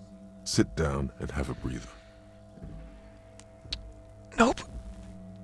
Nope, we're gonna press on. So this is where Renee works. I'm gonna look If you around. must. But please hurry. We are pretty easy to spot up here. Nothing incriminating catches your eye. The cabinets are clean and their sparse contents meticulously organized. There's a framed photograph on the table. Can I just look at the photograph without stealing it? Well, I guess we're It's a stealing black it. and white photo of a young couple out in a street fair. The man, René, is dressed in a Royal Carabinier uniform. The girl is young and very pretty. She is smiling playfully at the camera. René looks like he's about to smile. This photo must be tied to some good memories. Looks like he's about to smile. Why did you Interesting. take that picture of René? Did I? Oh, yeah, I thought you meant took, like, created the photograph. Like, I don't know who took it, but yeah, I did take it. I'm just nosy, is the truth. I'm making an artistic photo collage, Kim. It's instinctual to collect evidence and bottles. Fine. But let's move. I don't want to be seen snooping around here. Interesting that they keep giving me this option. Will this get us caught? Will the curiosity kill this particular puss? I'm tempted. Let's leave. I'll trust Kim. I'll trust Kim in this. Okay. So, pretty much the entire top level, plus the Union office itself, we have sweeped through. We can now get down into the harbor. I would really like to go put these bottles into the tear machine and see how much money I get from it, but we can do that anytime when we're back by the hotel. Let's go down on the back side, if you know what I'm saying. These stairs look broken. There's no going down on the back side, if you know what I'm saying.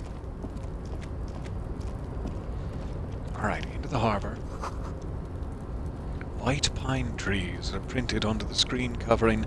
It looks like a forest under snow. At first glance, I thought it was literally just frost, and not a artistic choice. But now that I see closer, it's gorgeous. Alright, what's this? A rusting control panel with several knobs. 2 buttons marked Marsh and Arrête are faded with use. It seems to control the large crane above. A container is attached to its hook block. What is inside that container? Marsh. On. Arrête. Off.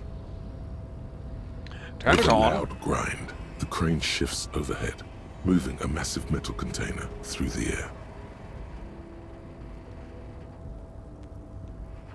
Alright. And down she comes.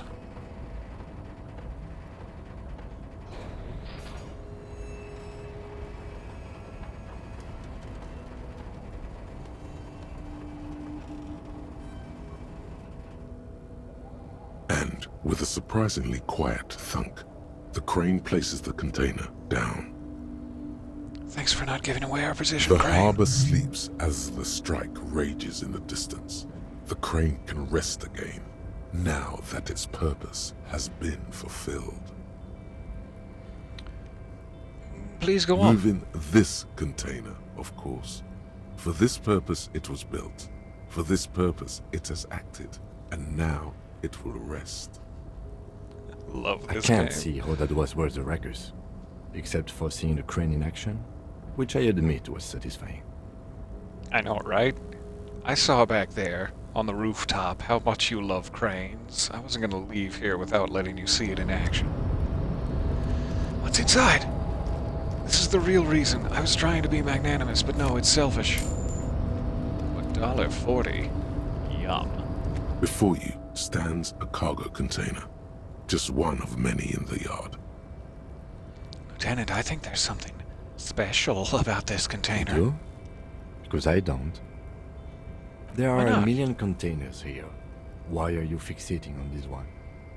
I don't know, it just feels special. Maybe there's contraband in there. You're right, it's probably nothing. I don't know, it just feels It's special. a cargo container, detective, just like all the others. He doesn't even look at it. It's not worth his lieutenanty We are time. not here to interact with containers. We are here to get the body down from the tree. I mean, you're right. You're right. You Open the attempt door. to turn the handle, to no avail. The doors seem to be mechanically locked. To your left, the lieutenant considers your actions with some puzzlement. Knock on it, just No in case. reply. Persuade the door to open. Hey, door.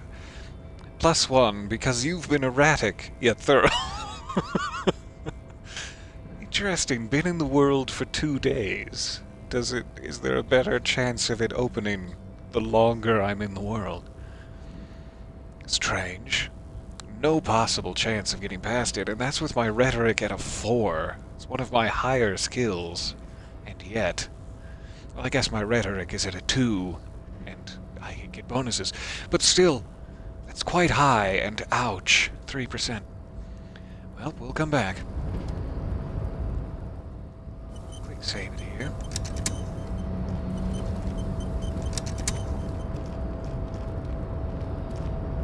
Some money up there. Top the crates now. The shipyard ahead is oddly quiet. The great machines are sleeping.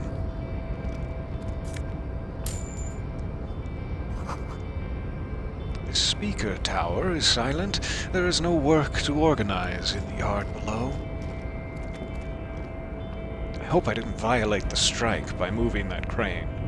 It's just now occurred to me. Might have been some no-no business. The musk of oil and rust comes from Lieutenant Kim's armpit. I mean, from the chasm in front of you. It smells like blood.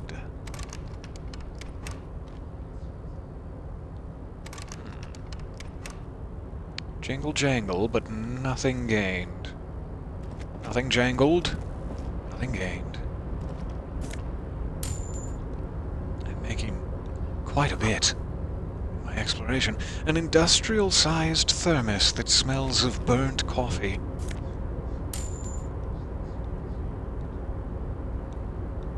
There's a man. We're about to be spotted, Kim. Prepare your cheeks. Quick, hide in here. Hide with me, Kim. There it is. I found it. Ah. This is nice. The coffee in the giant thermoses is still lukewarm.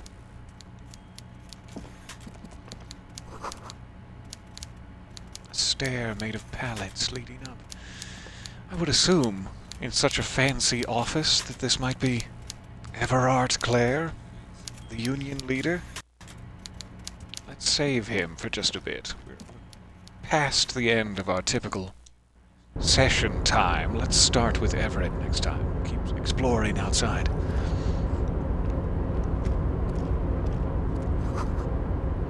The banner sags under the weight of rain and snow, white waves on red.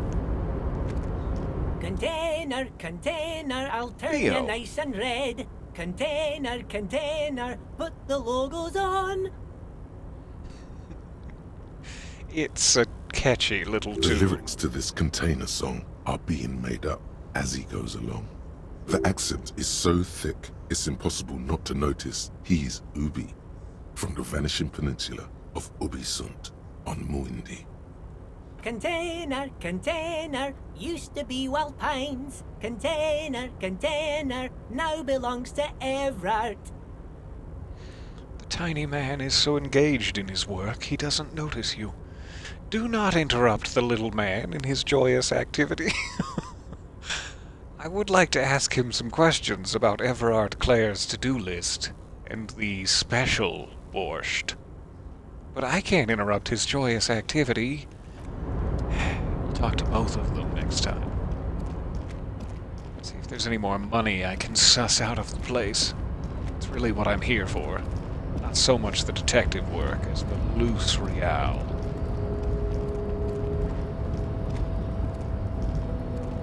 Alright, can't go... Oh, there we go. I can go down these stairs.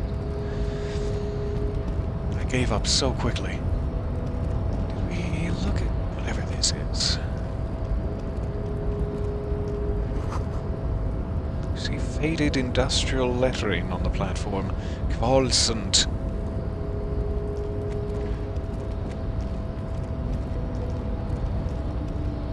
Alright, is that everywhere I can go?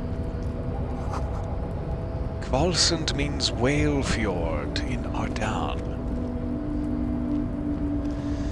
Interesting.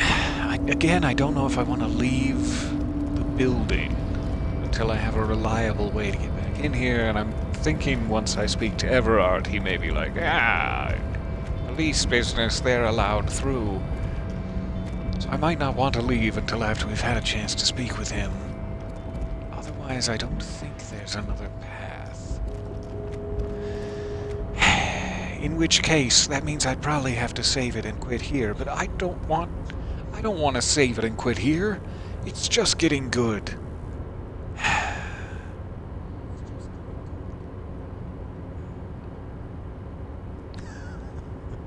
See if his containers can hold borscht and keep it warm. I bet they can. I bet these are insulated borscht containers.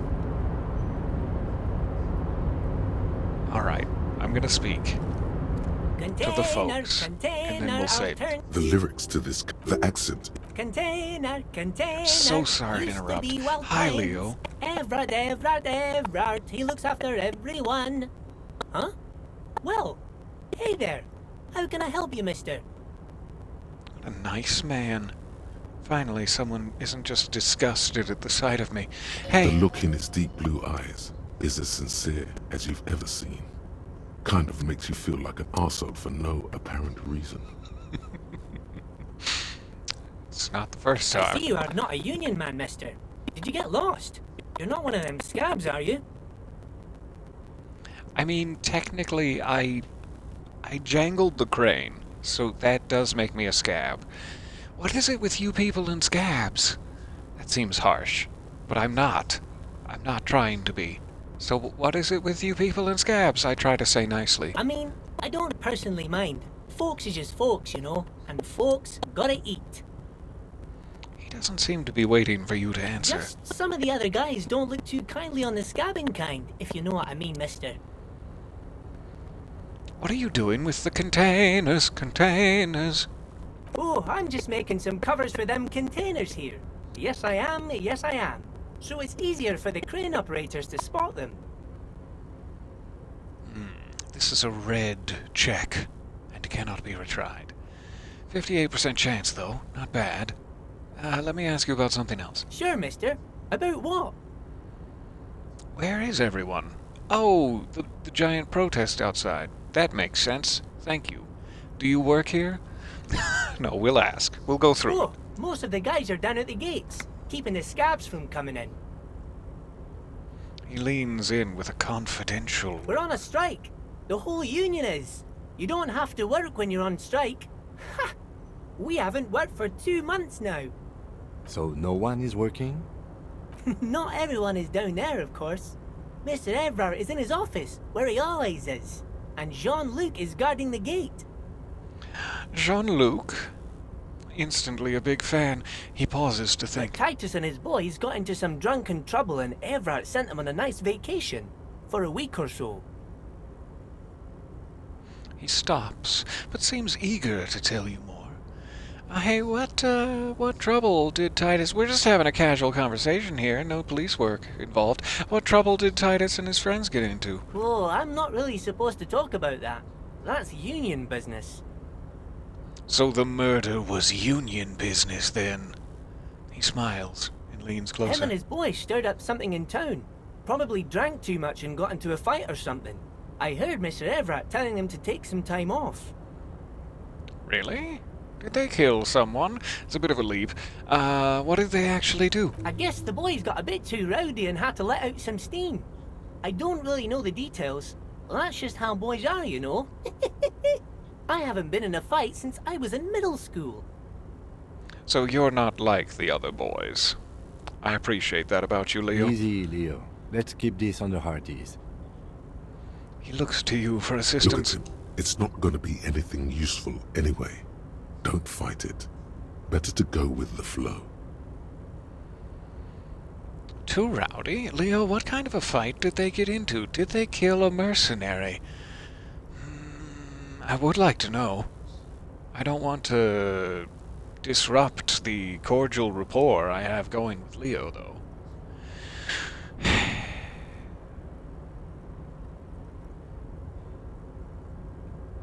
Let's keep this on the heart. Too late. Leo's mouth is still moving, and the words are spewing forth. Words, words, and look, even more words. This guy could go on till the end of days. My favorite kind of informant. Now he's talking about some drunk sawmill owner who... No, he already switched to a prized fishing rod he apparently owned at some point. You know what? Just cut in there with your questions. Just get on in there with the questions. Do you work here? Seems kind of silly to ask after what he's just said. Not for 2 months now, but yes. Are you the Leo who wrote the note to make more banners, which I probably shouldn't know about, but do? Oh, yes. I leave all kinds of notes for myself. That old head of mine ain't so good at keeping things in no more. I almost forgot about the borscht. Yeah, what was it about that borscht, hmm? Oh, yes. I've been taking special whirling borscht to the men every day since the strike started. The little guy chuckles merrily. It's very, very good. Makes a man feel so warm and happy. I feel like I could take on Mr. Renadan's boar dogs every time the lunch is done. Is it the sort of special borscht that might allow me to, say, rip a corpse down from a tree were I to consume some?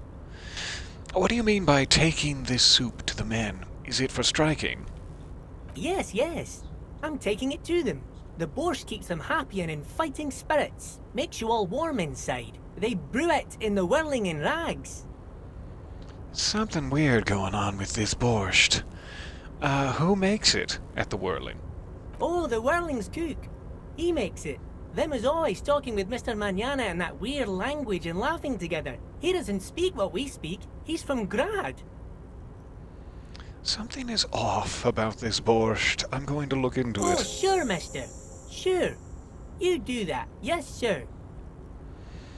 Alright, let's get this out of the way. Do you work Yes, here? yes. Everybody needs a job, and this is mine. I'm Leonard, by the way. Leonard Bellick. But everyone calls me Leo. The little man raises his hand in a welcoming gesture. It is enthralling.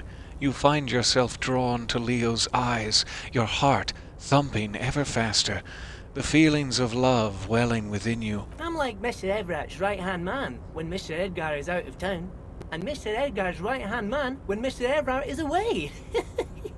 Actually, Miss Beaufort is the right-hand man, but she's a lady. She's the right-hand lady. Who is this, Miss Beaufort? The lieutenant looks up at A Leo. real pretty lady with a skin like those Douai Sucre candy bars my missus likes so much. Them are real nice to suckle on once the dinner is done and me and the missus sit down beside the radio. I like Leo so much. But I can't listen to the radio all the time. There's so much to do around here and I'm always busy keeping things running here. Yes, I am. Yes, I am. I think you're doing a great job around here, Leo. I wonder if Miss Beaufort is the gardener / lawyer / antagonist we have run into before. Yeah, I'm pretty sure this place would totally fall apart if you didn't shine the boss man's shoes, Leo. That's rude. There's no time for cruel sarcasms. I do want to know more about Miss Beaufort, but I also really want to tell him he's doing a great job. In case it removes the option, I'd rather tell him he's doing a great job. Yes, this place really seems to run like clockwork. Keep it up, Leo. Well, thanks a lot. Coming from you, it means a lot, really. You didn't think it was possible, but the smile becomes even wider. His mustache begins to twitch from the strain of it. Sometimes I feel some of the guys don't really get how much I bust my ass for them here.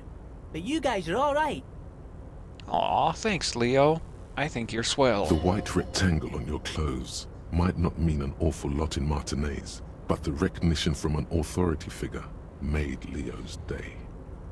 And thus it has also made mine. I'm so glad.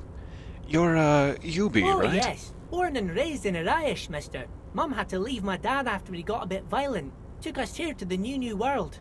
I was about 10 then. Too old to lose my accent then.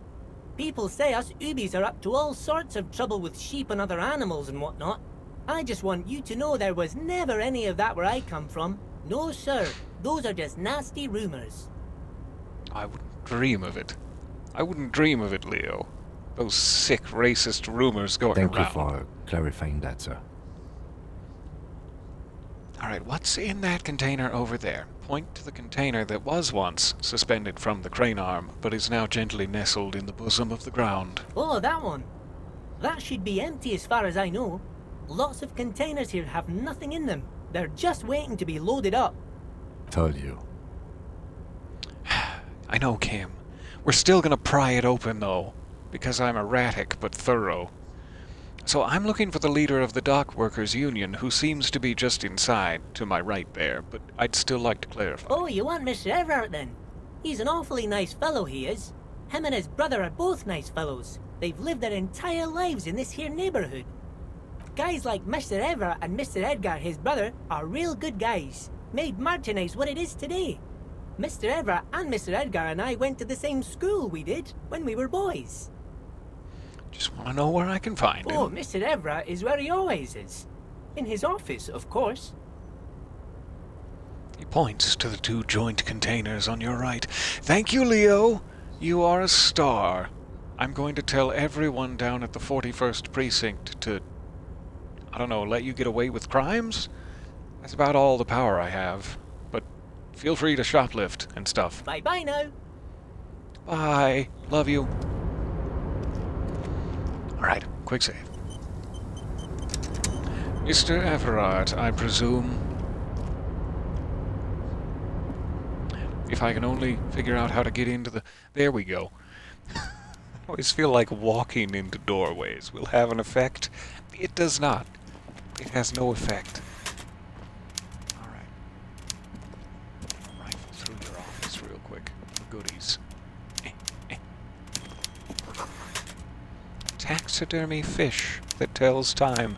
Thank God it doesn't sing. That seems to be about it. A taxidermy fish and nothing else.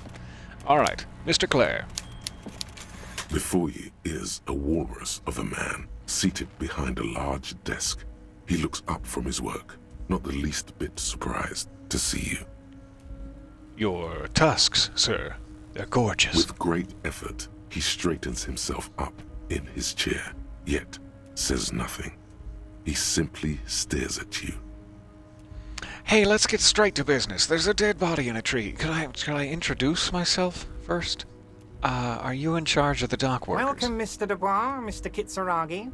It's good of you two to stop by. Please, have a seat. I know my initials are HDB, and due to my inner voices, my first name is probably Harry. Harry Dubois is perhaps my name, and it's the first time I'm learning this. One day I'll see my own face, one distant day. He gestures to a tiny chair opposite to his giant desk. I'm Everard Clare, head of the Debarders Union here in Martinez. The man relaxes into his chair and continues. I'd offer you my hand, but unfortunately my health prevents me from getting up. You understand?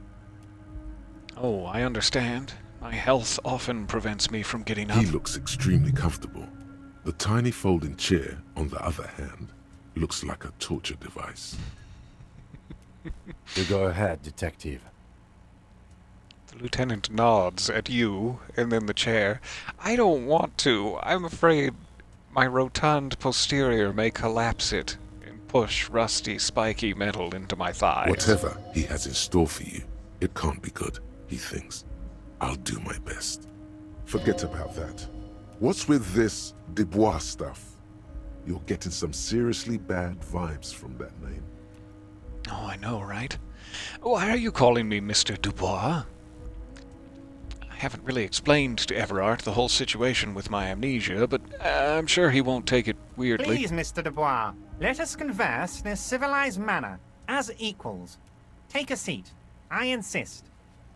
You insist, do It's you? nothing. Yes, that's probably right. It's nothing. Forget about it. Filter it out. He's trying to throw you off your game with this Dubois nonsense. Don't give him the pleasure. Yeah, I don't sit, really. It's just not... It doesn't gel with me and my thighs. I like them unpierced, you see. Very well, Mr. Dubois. I respect a man with strong convictions. As he nods, his multiple chins move like ocean waves. It is hypnotic and arousing. I, too, have convictions. One of which is that I will not engage with any man who won't face me at eye level. I mean, I can stoop, if that would help. I can hunch it over. It'll cause me some back pain, but that's fine. Should you find yourself more amenable in the future, I'd gladly resume our You conversation. will not speak to me. But until then, I'm afraid I must ask you to leave. I was not expecting that, so I must sit in his uncomfortable chair before we can converse. You're no Okay. Titan affiliation, buddy. He's got you in a fork. Sit down or leave. leave quietly, defeated and sad.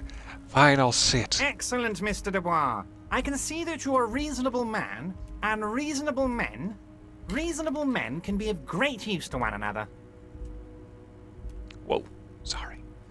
I went on a scrolling spree there. He gives you a sly wink. Would you like to try to wink back? There's no guarantee you'll succeed. Damn, this chair is uncomfortable. I'll remain serious. So tell me, how can the head of the Debarders Union help a representative of the Revachol Citizens Militia today? The chair you're sitting on has got to be Ow. the most uncomfortable chair in the world. It's violating your backside. This is exactly what I thought would happen.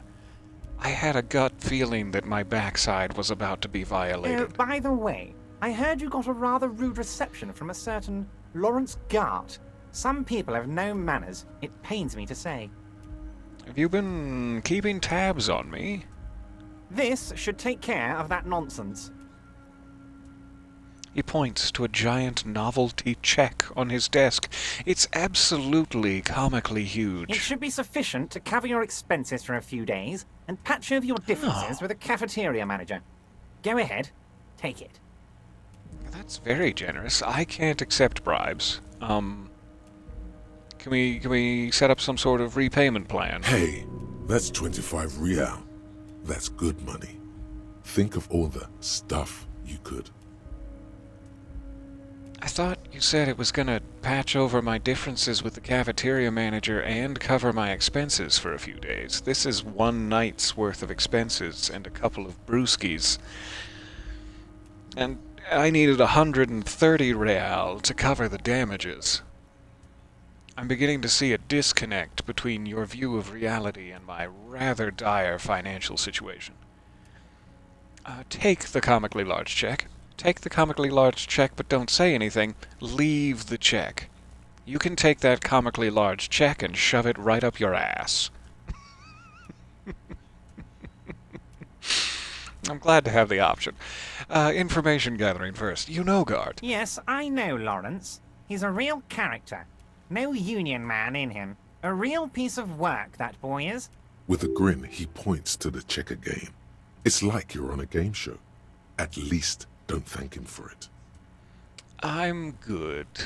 Thank you. I mean, I really would like another day's worth of rent, but this makes me uncomfortable.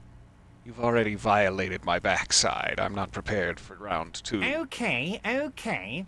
I respect a man with principles. No handouts, then. I love that in the chat. I could smash your toes to make you stand, and then we'd be at eye level. I wish that was an option. He crosses his arms on his ample midsection and sinks further into his what is obviously a very comfortable chair indeed. Now, I'd like to set your mind at ease about one other matter. Your lost gun. Let me assure you, Union people are on it as we speak. I've got my best hounds looking for that lost gun. Perhaps a right-hand lady is the one who retrieved it from the pawn shop. How would I get it back?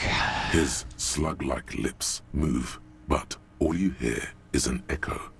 Lost gun, lost gun, lost gun. The world is swallowed by a black hole of fear. Only 2 words escape its gravitational pull. Lost and gun. This is a very damaging conversation. I'm not worried. I got this. Thanks. You probably already have it in your possession, but I got it. I would appreciate any help you could provide in the matter of retrieving my lost gun. Thank you. Are you all right, Harry? You seem anxious. Don't be. Everything's going to be all right. Everything except for my backside is going to be alright, you mean? Of course I'm not alright, Everard. It's not like you left it loaded. You didn't lose a loaded gun. Local children aren't out there playing with it right now, pointing it into their own mouths. It's in a safe place. I just know it. I have a feeling everything's going to be all right. Alright, don't panic. This chair is killing you. There's almost no chance you'll be able to not panic. Kim, I'm freaking out. I'm freaking the fuck out, Kim. Help me here. Officer, we will deal with this later. We don't need Mr. Clare's help with this. Okay, cool. Thank you for your I reassurance. wouldn't be so sure about that. Oh no. I have to fail my composure check and freak out in the office of Everard Clare. Okay, it's a red check that cannot be retried. God, you're sweating. Your knee is jerking. You're about to cry, aren't you? You're about to cry because you lost your gun and those children are gonna shoot themselves with it. It's definitely loaded, and their little child lips are all over the barrel right now. No, I'm not about to cry. So what? Men can cry too. You want to cry? Yeah, God, it's been a long day. Whatever you do, don't cry. He'll think you're disgusting. Well, that makes two of us. Now we both think I'm disgusting. Mr. Dubois, you don't look so good. Again, backside, chair, violated. Can I please stand? What is this, Mr. Dubois? He keeps repeating. What is he trying to pull here? You need to cool the fuck down. Chill. Mr. Dubois! Mr. Dubois! Harry! The large man snaps his fingers, but to no effect. You're in some stupor. Keep sliding down the chair like a jello shot. Or there are no Harrys. Let your mind go to your safe place. Let's try to maintain some composure. We've already burst into tears. Mr. Dubois, are you okay? Can I get you a glass of water or something? Are you having some kind of medical emergency? Mm-hmm. Let's move past it. Maybe you could use your hands somehow, in a kind of throw-in motion, like you're throwing that Mr. Dubois act right back at him. He's Mr. Dubois. No, you're Mr. Dubois. Nah, I'm as good as it gets, Mr. Dubois. Vaguely gesture with your hands above your head. Oh yeah, man. I'm fucking great. Actually, this chair is uncomfortable. I could use that glass of water. I'm melting. I could use that glass of water if it's not too much trouble. What an odd demonstration of... you got me, Harry. I don't even know what. As Threw you off your entertaining as it rhythm. was, I'm afraid we're wasting our time. And I'm an extremely busy man, as I'm sure you are too. Okay, enough. We are here to ask you some questions pertaining to a murder investigation. Oh, now you're gonna step in, Kim? I was begging you to help me before, when my legs were quivering from my beehole pain. Quick, here's your window. Get yourself together and ask him questions. Police officer questions. Okay, could you help me get a dead body down from the tree? That's first and foremost our priority here. I want to talk about the hanging. Priority number 2, I'm looking into your shady brew, your strange borscht. Tell me your secrets. I met Joyce, the company representative. What is in that container that's outside your office? Start with the dead body in the tree. Can you help me? You might have noticed there's one hanging on a tree behind the hostel cafeteria. Oh my! Don't take this question personally, but why would I get involved in this matter? Because your local policemen are asking you personally for assistance, sir. Mr. Clare, the man was hanged with a cargo belt. A steel-reinforced cargo belt. It's safe to assume the Union had something to do with the murder. And if you'd like us to clear that up right quick, any assistance you can provide sure would be helpful. Besides, getting the body down would benefit all of us. It's a stain on the neighborhood. Also, I studied the footprints at the crime scene. Worker boots. Your worker boots. Yeah, the belt thing. Good point, Kim. Say nothing. You are a community leader. Help your community out. I don't think he cares about that sort of pressure, from the looks of him. I don't really want to leverage our knowledge about the case against him, but it is good that we have that option. It's a stain on the neighborhood. What have you to say to that, Everard? I can certainly see how having him up there might start affecting some real estate values. He licks his fat, luscious lips and But smiles. of course, all joking aside, I am going to help you. Oh, good. He picks up the handset of a radio phone to his right, then clicks a button. Jean-Luc, my boy, I'm sending 2 police officers down. They have a dead body in a tree problem they need help with. Namely, they need it to be taken down. And Jean, please take it easy with the race science. That's a yes Yeah. to getting the body down, no to the race science. Thank you for that clarification.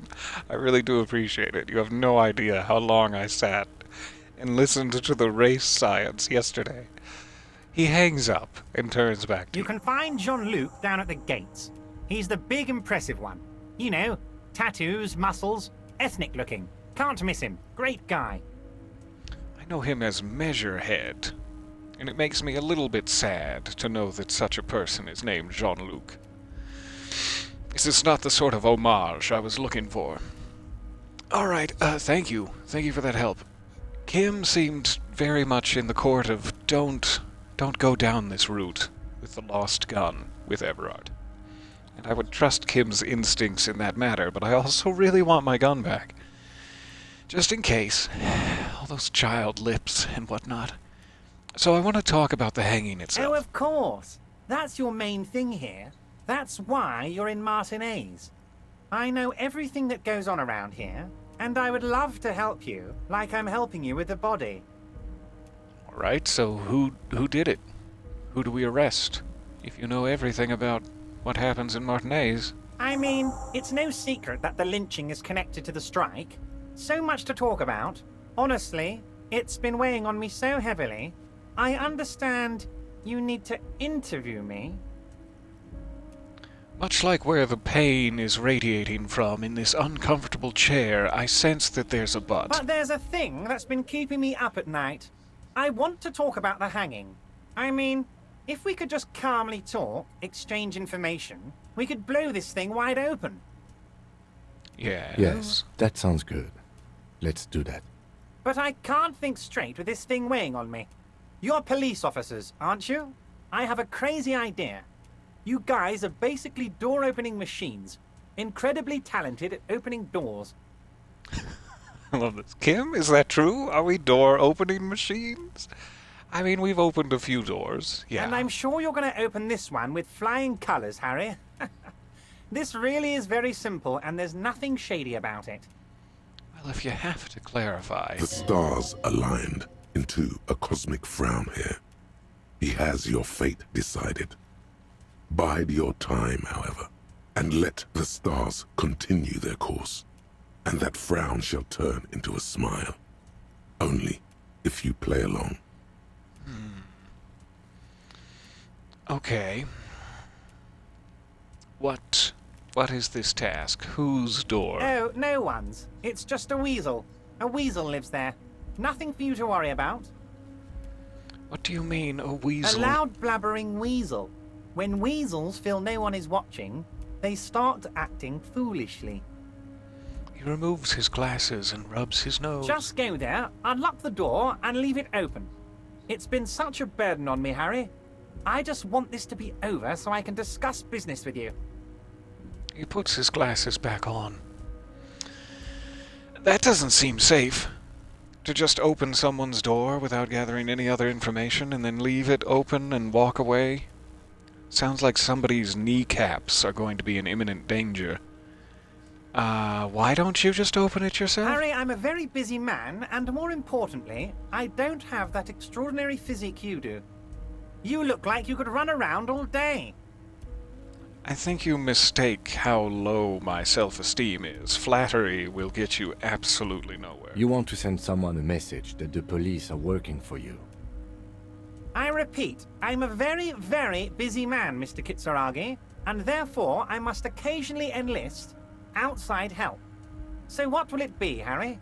I wish we could say that we would think about it.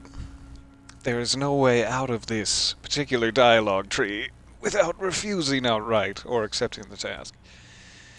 This does indeed seem very shady, despite his reassurance otherwise.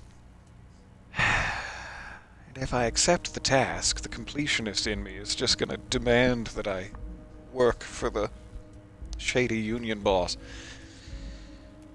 So I don't know about this. It could be the quickest way to get answers about who hung whom. But we're also getting the body down either way, and a further autopsy of the body might give us those same answers without having to resort to political posturing on Everard's behalf. Let's just make sure this doesn't unlock any other options. I bet you don't even know anything about the hanging, you big silly. Harry, my dear friend, I am what people call a local bigwig. I know everything that goes on in Martinez. So you're literally obstructing justice right now by not telling us. And you're also, what's the word? Extorting? Extorting me for favors? Is that what's happening to Everard? Kim, slap him in cuffs. I don't know. This is going to have some consequences. It seems like a pretty major decision. This only says I'll look into it, and therefore will play along for now. I will look into it. Fantastic, my friend. Just let me know when it's done and we can take our friendship to the next level. Ah, I'm going steady with Everard. He flicks his fingers. What? Very sensual. You can get the key from Manana. He's down by the gates. Manana's like a free agent in the Union. Special operations. Hardened socialist. A real free thinker, too.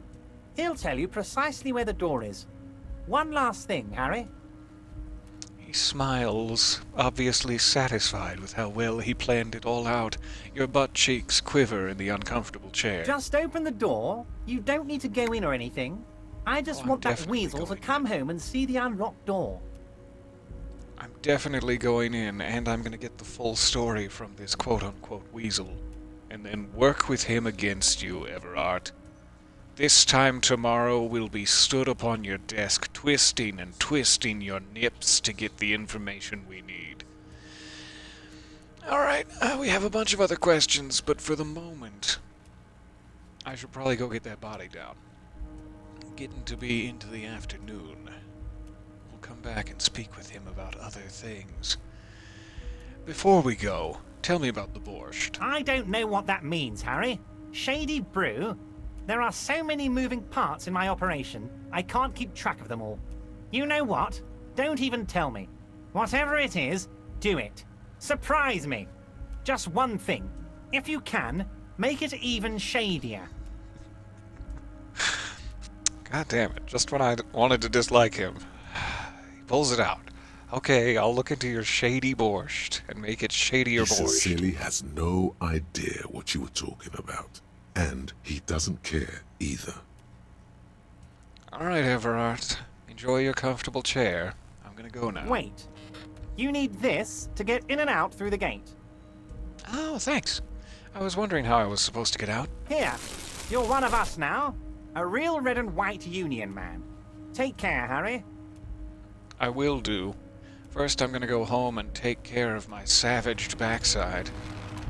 Thank you for your time.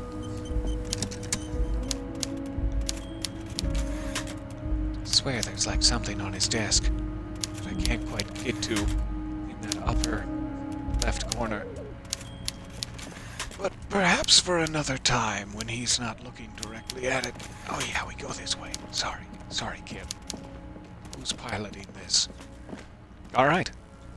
Huge progress in our case. He's forced his man, muscle-headed Jean-Luc, to get the body down for us. Let's go see if he's done that already, and then before we delve into an autopsy, I will save it and leave you for the day, as we are almost at the 3-hour mark. I could not leave. We finally made it into the harbor without at least talking with each other. Thank you for your extra time and patience. I am so impressed with this game.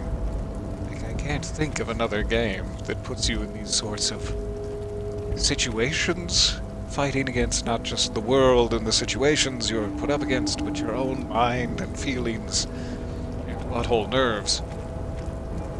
It is so fascinating to try to, like, piece together a brain and your opinions on things. And I love it so. Thank you for all of your time in going on this little adventure. I will, before we run into trouble again, have to find a way to lift my spirits. My morale is 1 point from critically injured. So, how'd you like our harbor?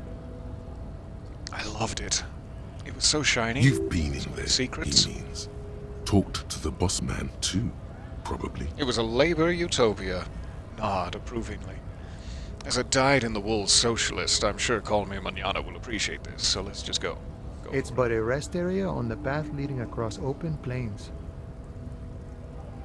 He notes solemnly, then turns to you, a wide smile adorning his Right. face. You talk to the boss, eye to eye, like men of the plain. If you have any more questions, I'm set to talk. So Everard said you have a key to a door where I'm supposed to intimidate a random weasel man? Know anything about this? A key, huh? What door is this key supposed to open? Said it belonged to a weasel. Oh, say no more. I got you. He taps the side of his nose with a little wink. I got that key right here. And let me tell you, it's mighty good of you to help us out during the strike. Working class solidarity, as they say. Oh, I just saw an opportunity and I took it. I'm a hustle grinder, see? I heard something about a weasel, and I didn't... and it didn't sound like a local polar weasel, if you know what I mean. Wink, wink. I'm not opening this door for myself. I'm opening it for all working men. Or I'm not really doing this for political reasons at all. None of these are necessarily the reason I'm looking into this. I'm gonna ask the weasel what's going on, and then maybe betray you all. So, I guess that's not really for political reasons. But I already tried to soothe him by saying that his harbor was a working-class utopia. Or a labor utopia.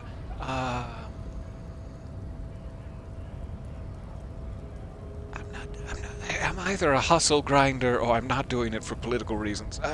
We'll just go so here. the none of the above type, are you? Oh, I healed I so get it, well. I get it. Goodness. I like to keep my distance too. But it doesn't matter. It's a good thing you're doing. Thanks. My What pleasure. you're looking for is a basement door behind the greenhouse. That's behind the wailing in rags. That's all I know. Our organization is what you call compartmentalized. Means we keep out of each other's business. Okay, but where did you get the key from? Thanks, The kid. janitor gave it to me. Nice fella. We talked about life and things that really, truly matter. Like borscht, his gaze wanders off into the distance. None of this mess we're in. This jiving and juggling. What's it for? To feed our children, I guess. So is there anything else I should know about this task? This weasel person? When he'll be home, for example? I'm more of a philosophical dock worker. I like to talk about the big picture stuff. Who I am, who you are, what we are fighting for. Hey, could you lift that crate for me? I'm more of a philosophical dock worker, so... The man takes a big sip from his It flask. means he's not going to tell you, cause he doesn't know. But he will shoot his mouth off with you now that you're working for Everard.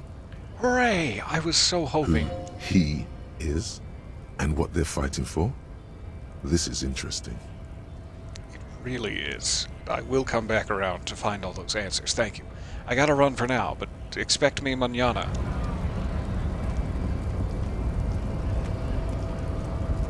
Please go down the stairs. Harry Dubois! I swear to God, if you don't go down the stairs, I will spank you publicly. That's more like it. I had to raise my tone at you. Ooh, while we're here, so many bottles in my little bag. The tear machine stands in the corner. Your bottles clunk into the machine. and the money $1.20. appears. Hot damn. Alright, I'm proud of us that we did not take Everard's comically large check for 25 real. We have enough money for our room tonight, and that's all that really matters, with $9 and some to spare. I'm racing right for the backyard, though it may be that we have to talk to Jean-Luc beforehand. Let's just see if he's already arrived. Jean-Luc, you lazy son of a... Fine, I'll go talk to him.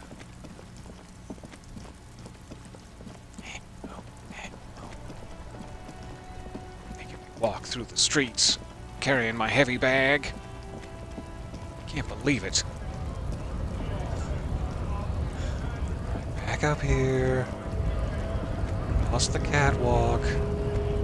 We're coming back down, Harry Dubois. You better shape up on these stairs.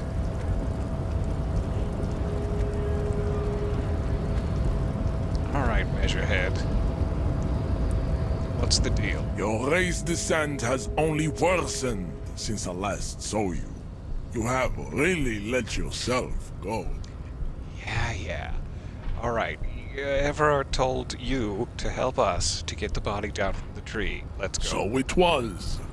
You surmounted the harbor wall in a display of athletic prowess to reach my superior. But only a 28% Then had chance of him give success. me an order. I salute your cunning, and I will remove the body from the tree with my bare hands.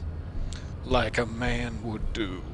I see what you're implying. You're so noble, Measurehead. There's a but. Yeah, tell me about it. But while I am gone, someone must stand guard on the bridge. That someone needs to be you. Both of you. That seems slightly suspicious. Yeah, you want to protect the button and harbor access. Can't you get your babe to do that? It feels like you just want some alone time with the corpse, Jean-Luc. That would mean you're openly showing the people that you're taking the Union's side.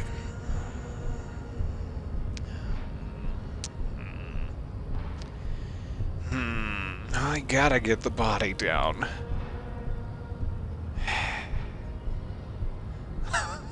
After all of this, I was hoping it would be relatively unproblematic.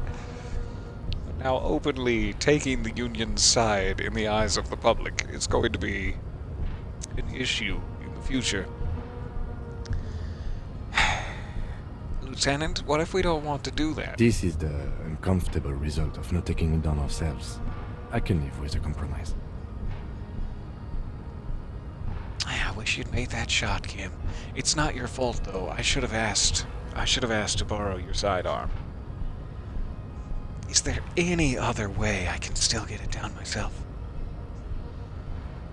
Or do we just need to swallow our pride here? Kim can live with the compromise. Can we live with the Listen compromise? to your little friend. He is wise in his childlike way.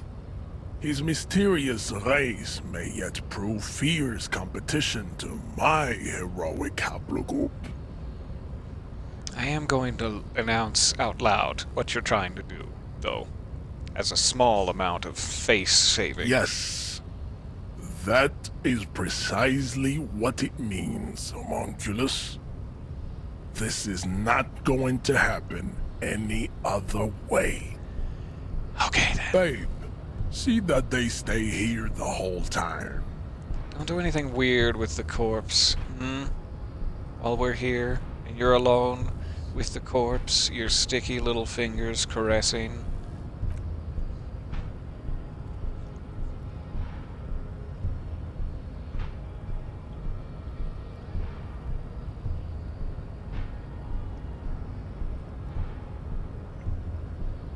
Well, now we The know. woman's gaze follows Measurehead as he leaves.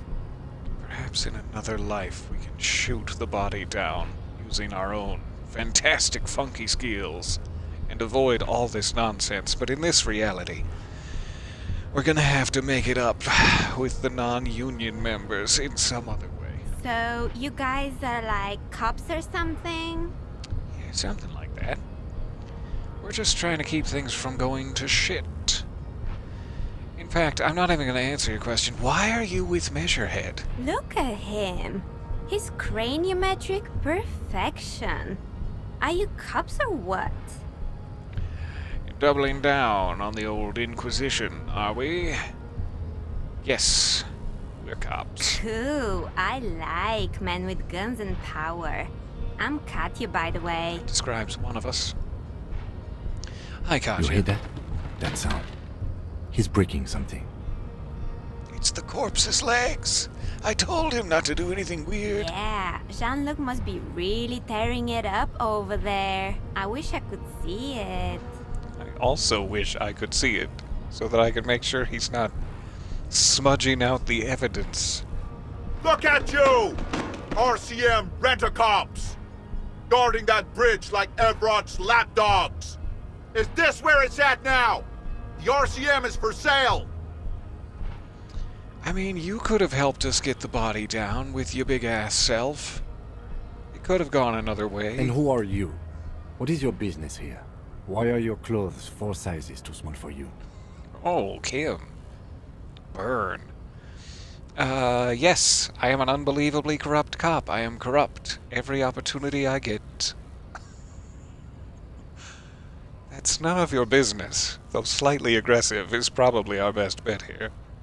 Back Kim up.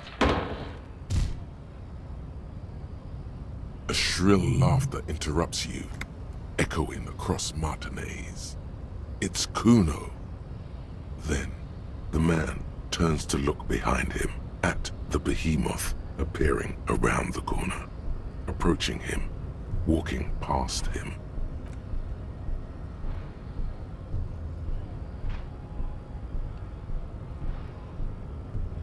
I see you managed to get your shirt off. The corpse has been removed from the tree. Stand down and congratulate yourself. You have sided with Ray's victory today. There's been no side choosing. We did what we had to do to keep order, is the truth of the matter, but thank you for your cooperation, Measurehead. Gives me a certain sick satisfaction. As though, like, thank you, you've done exactly what I wanted for once. But we both know I'm the only loser here, so there has been no side choosing. Come on, I'm trying to weasel out of it. We did what we had to do. And what you had to do was to become a Union man for all to see. Bye. Katya, seriously. Consider it. Why are you with Jean-Luc? Alright, see you later.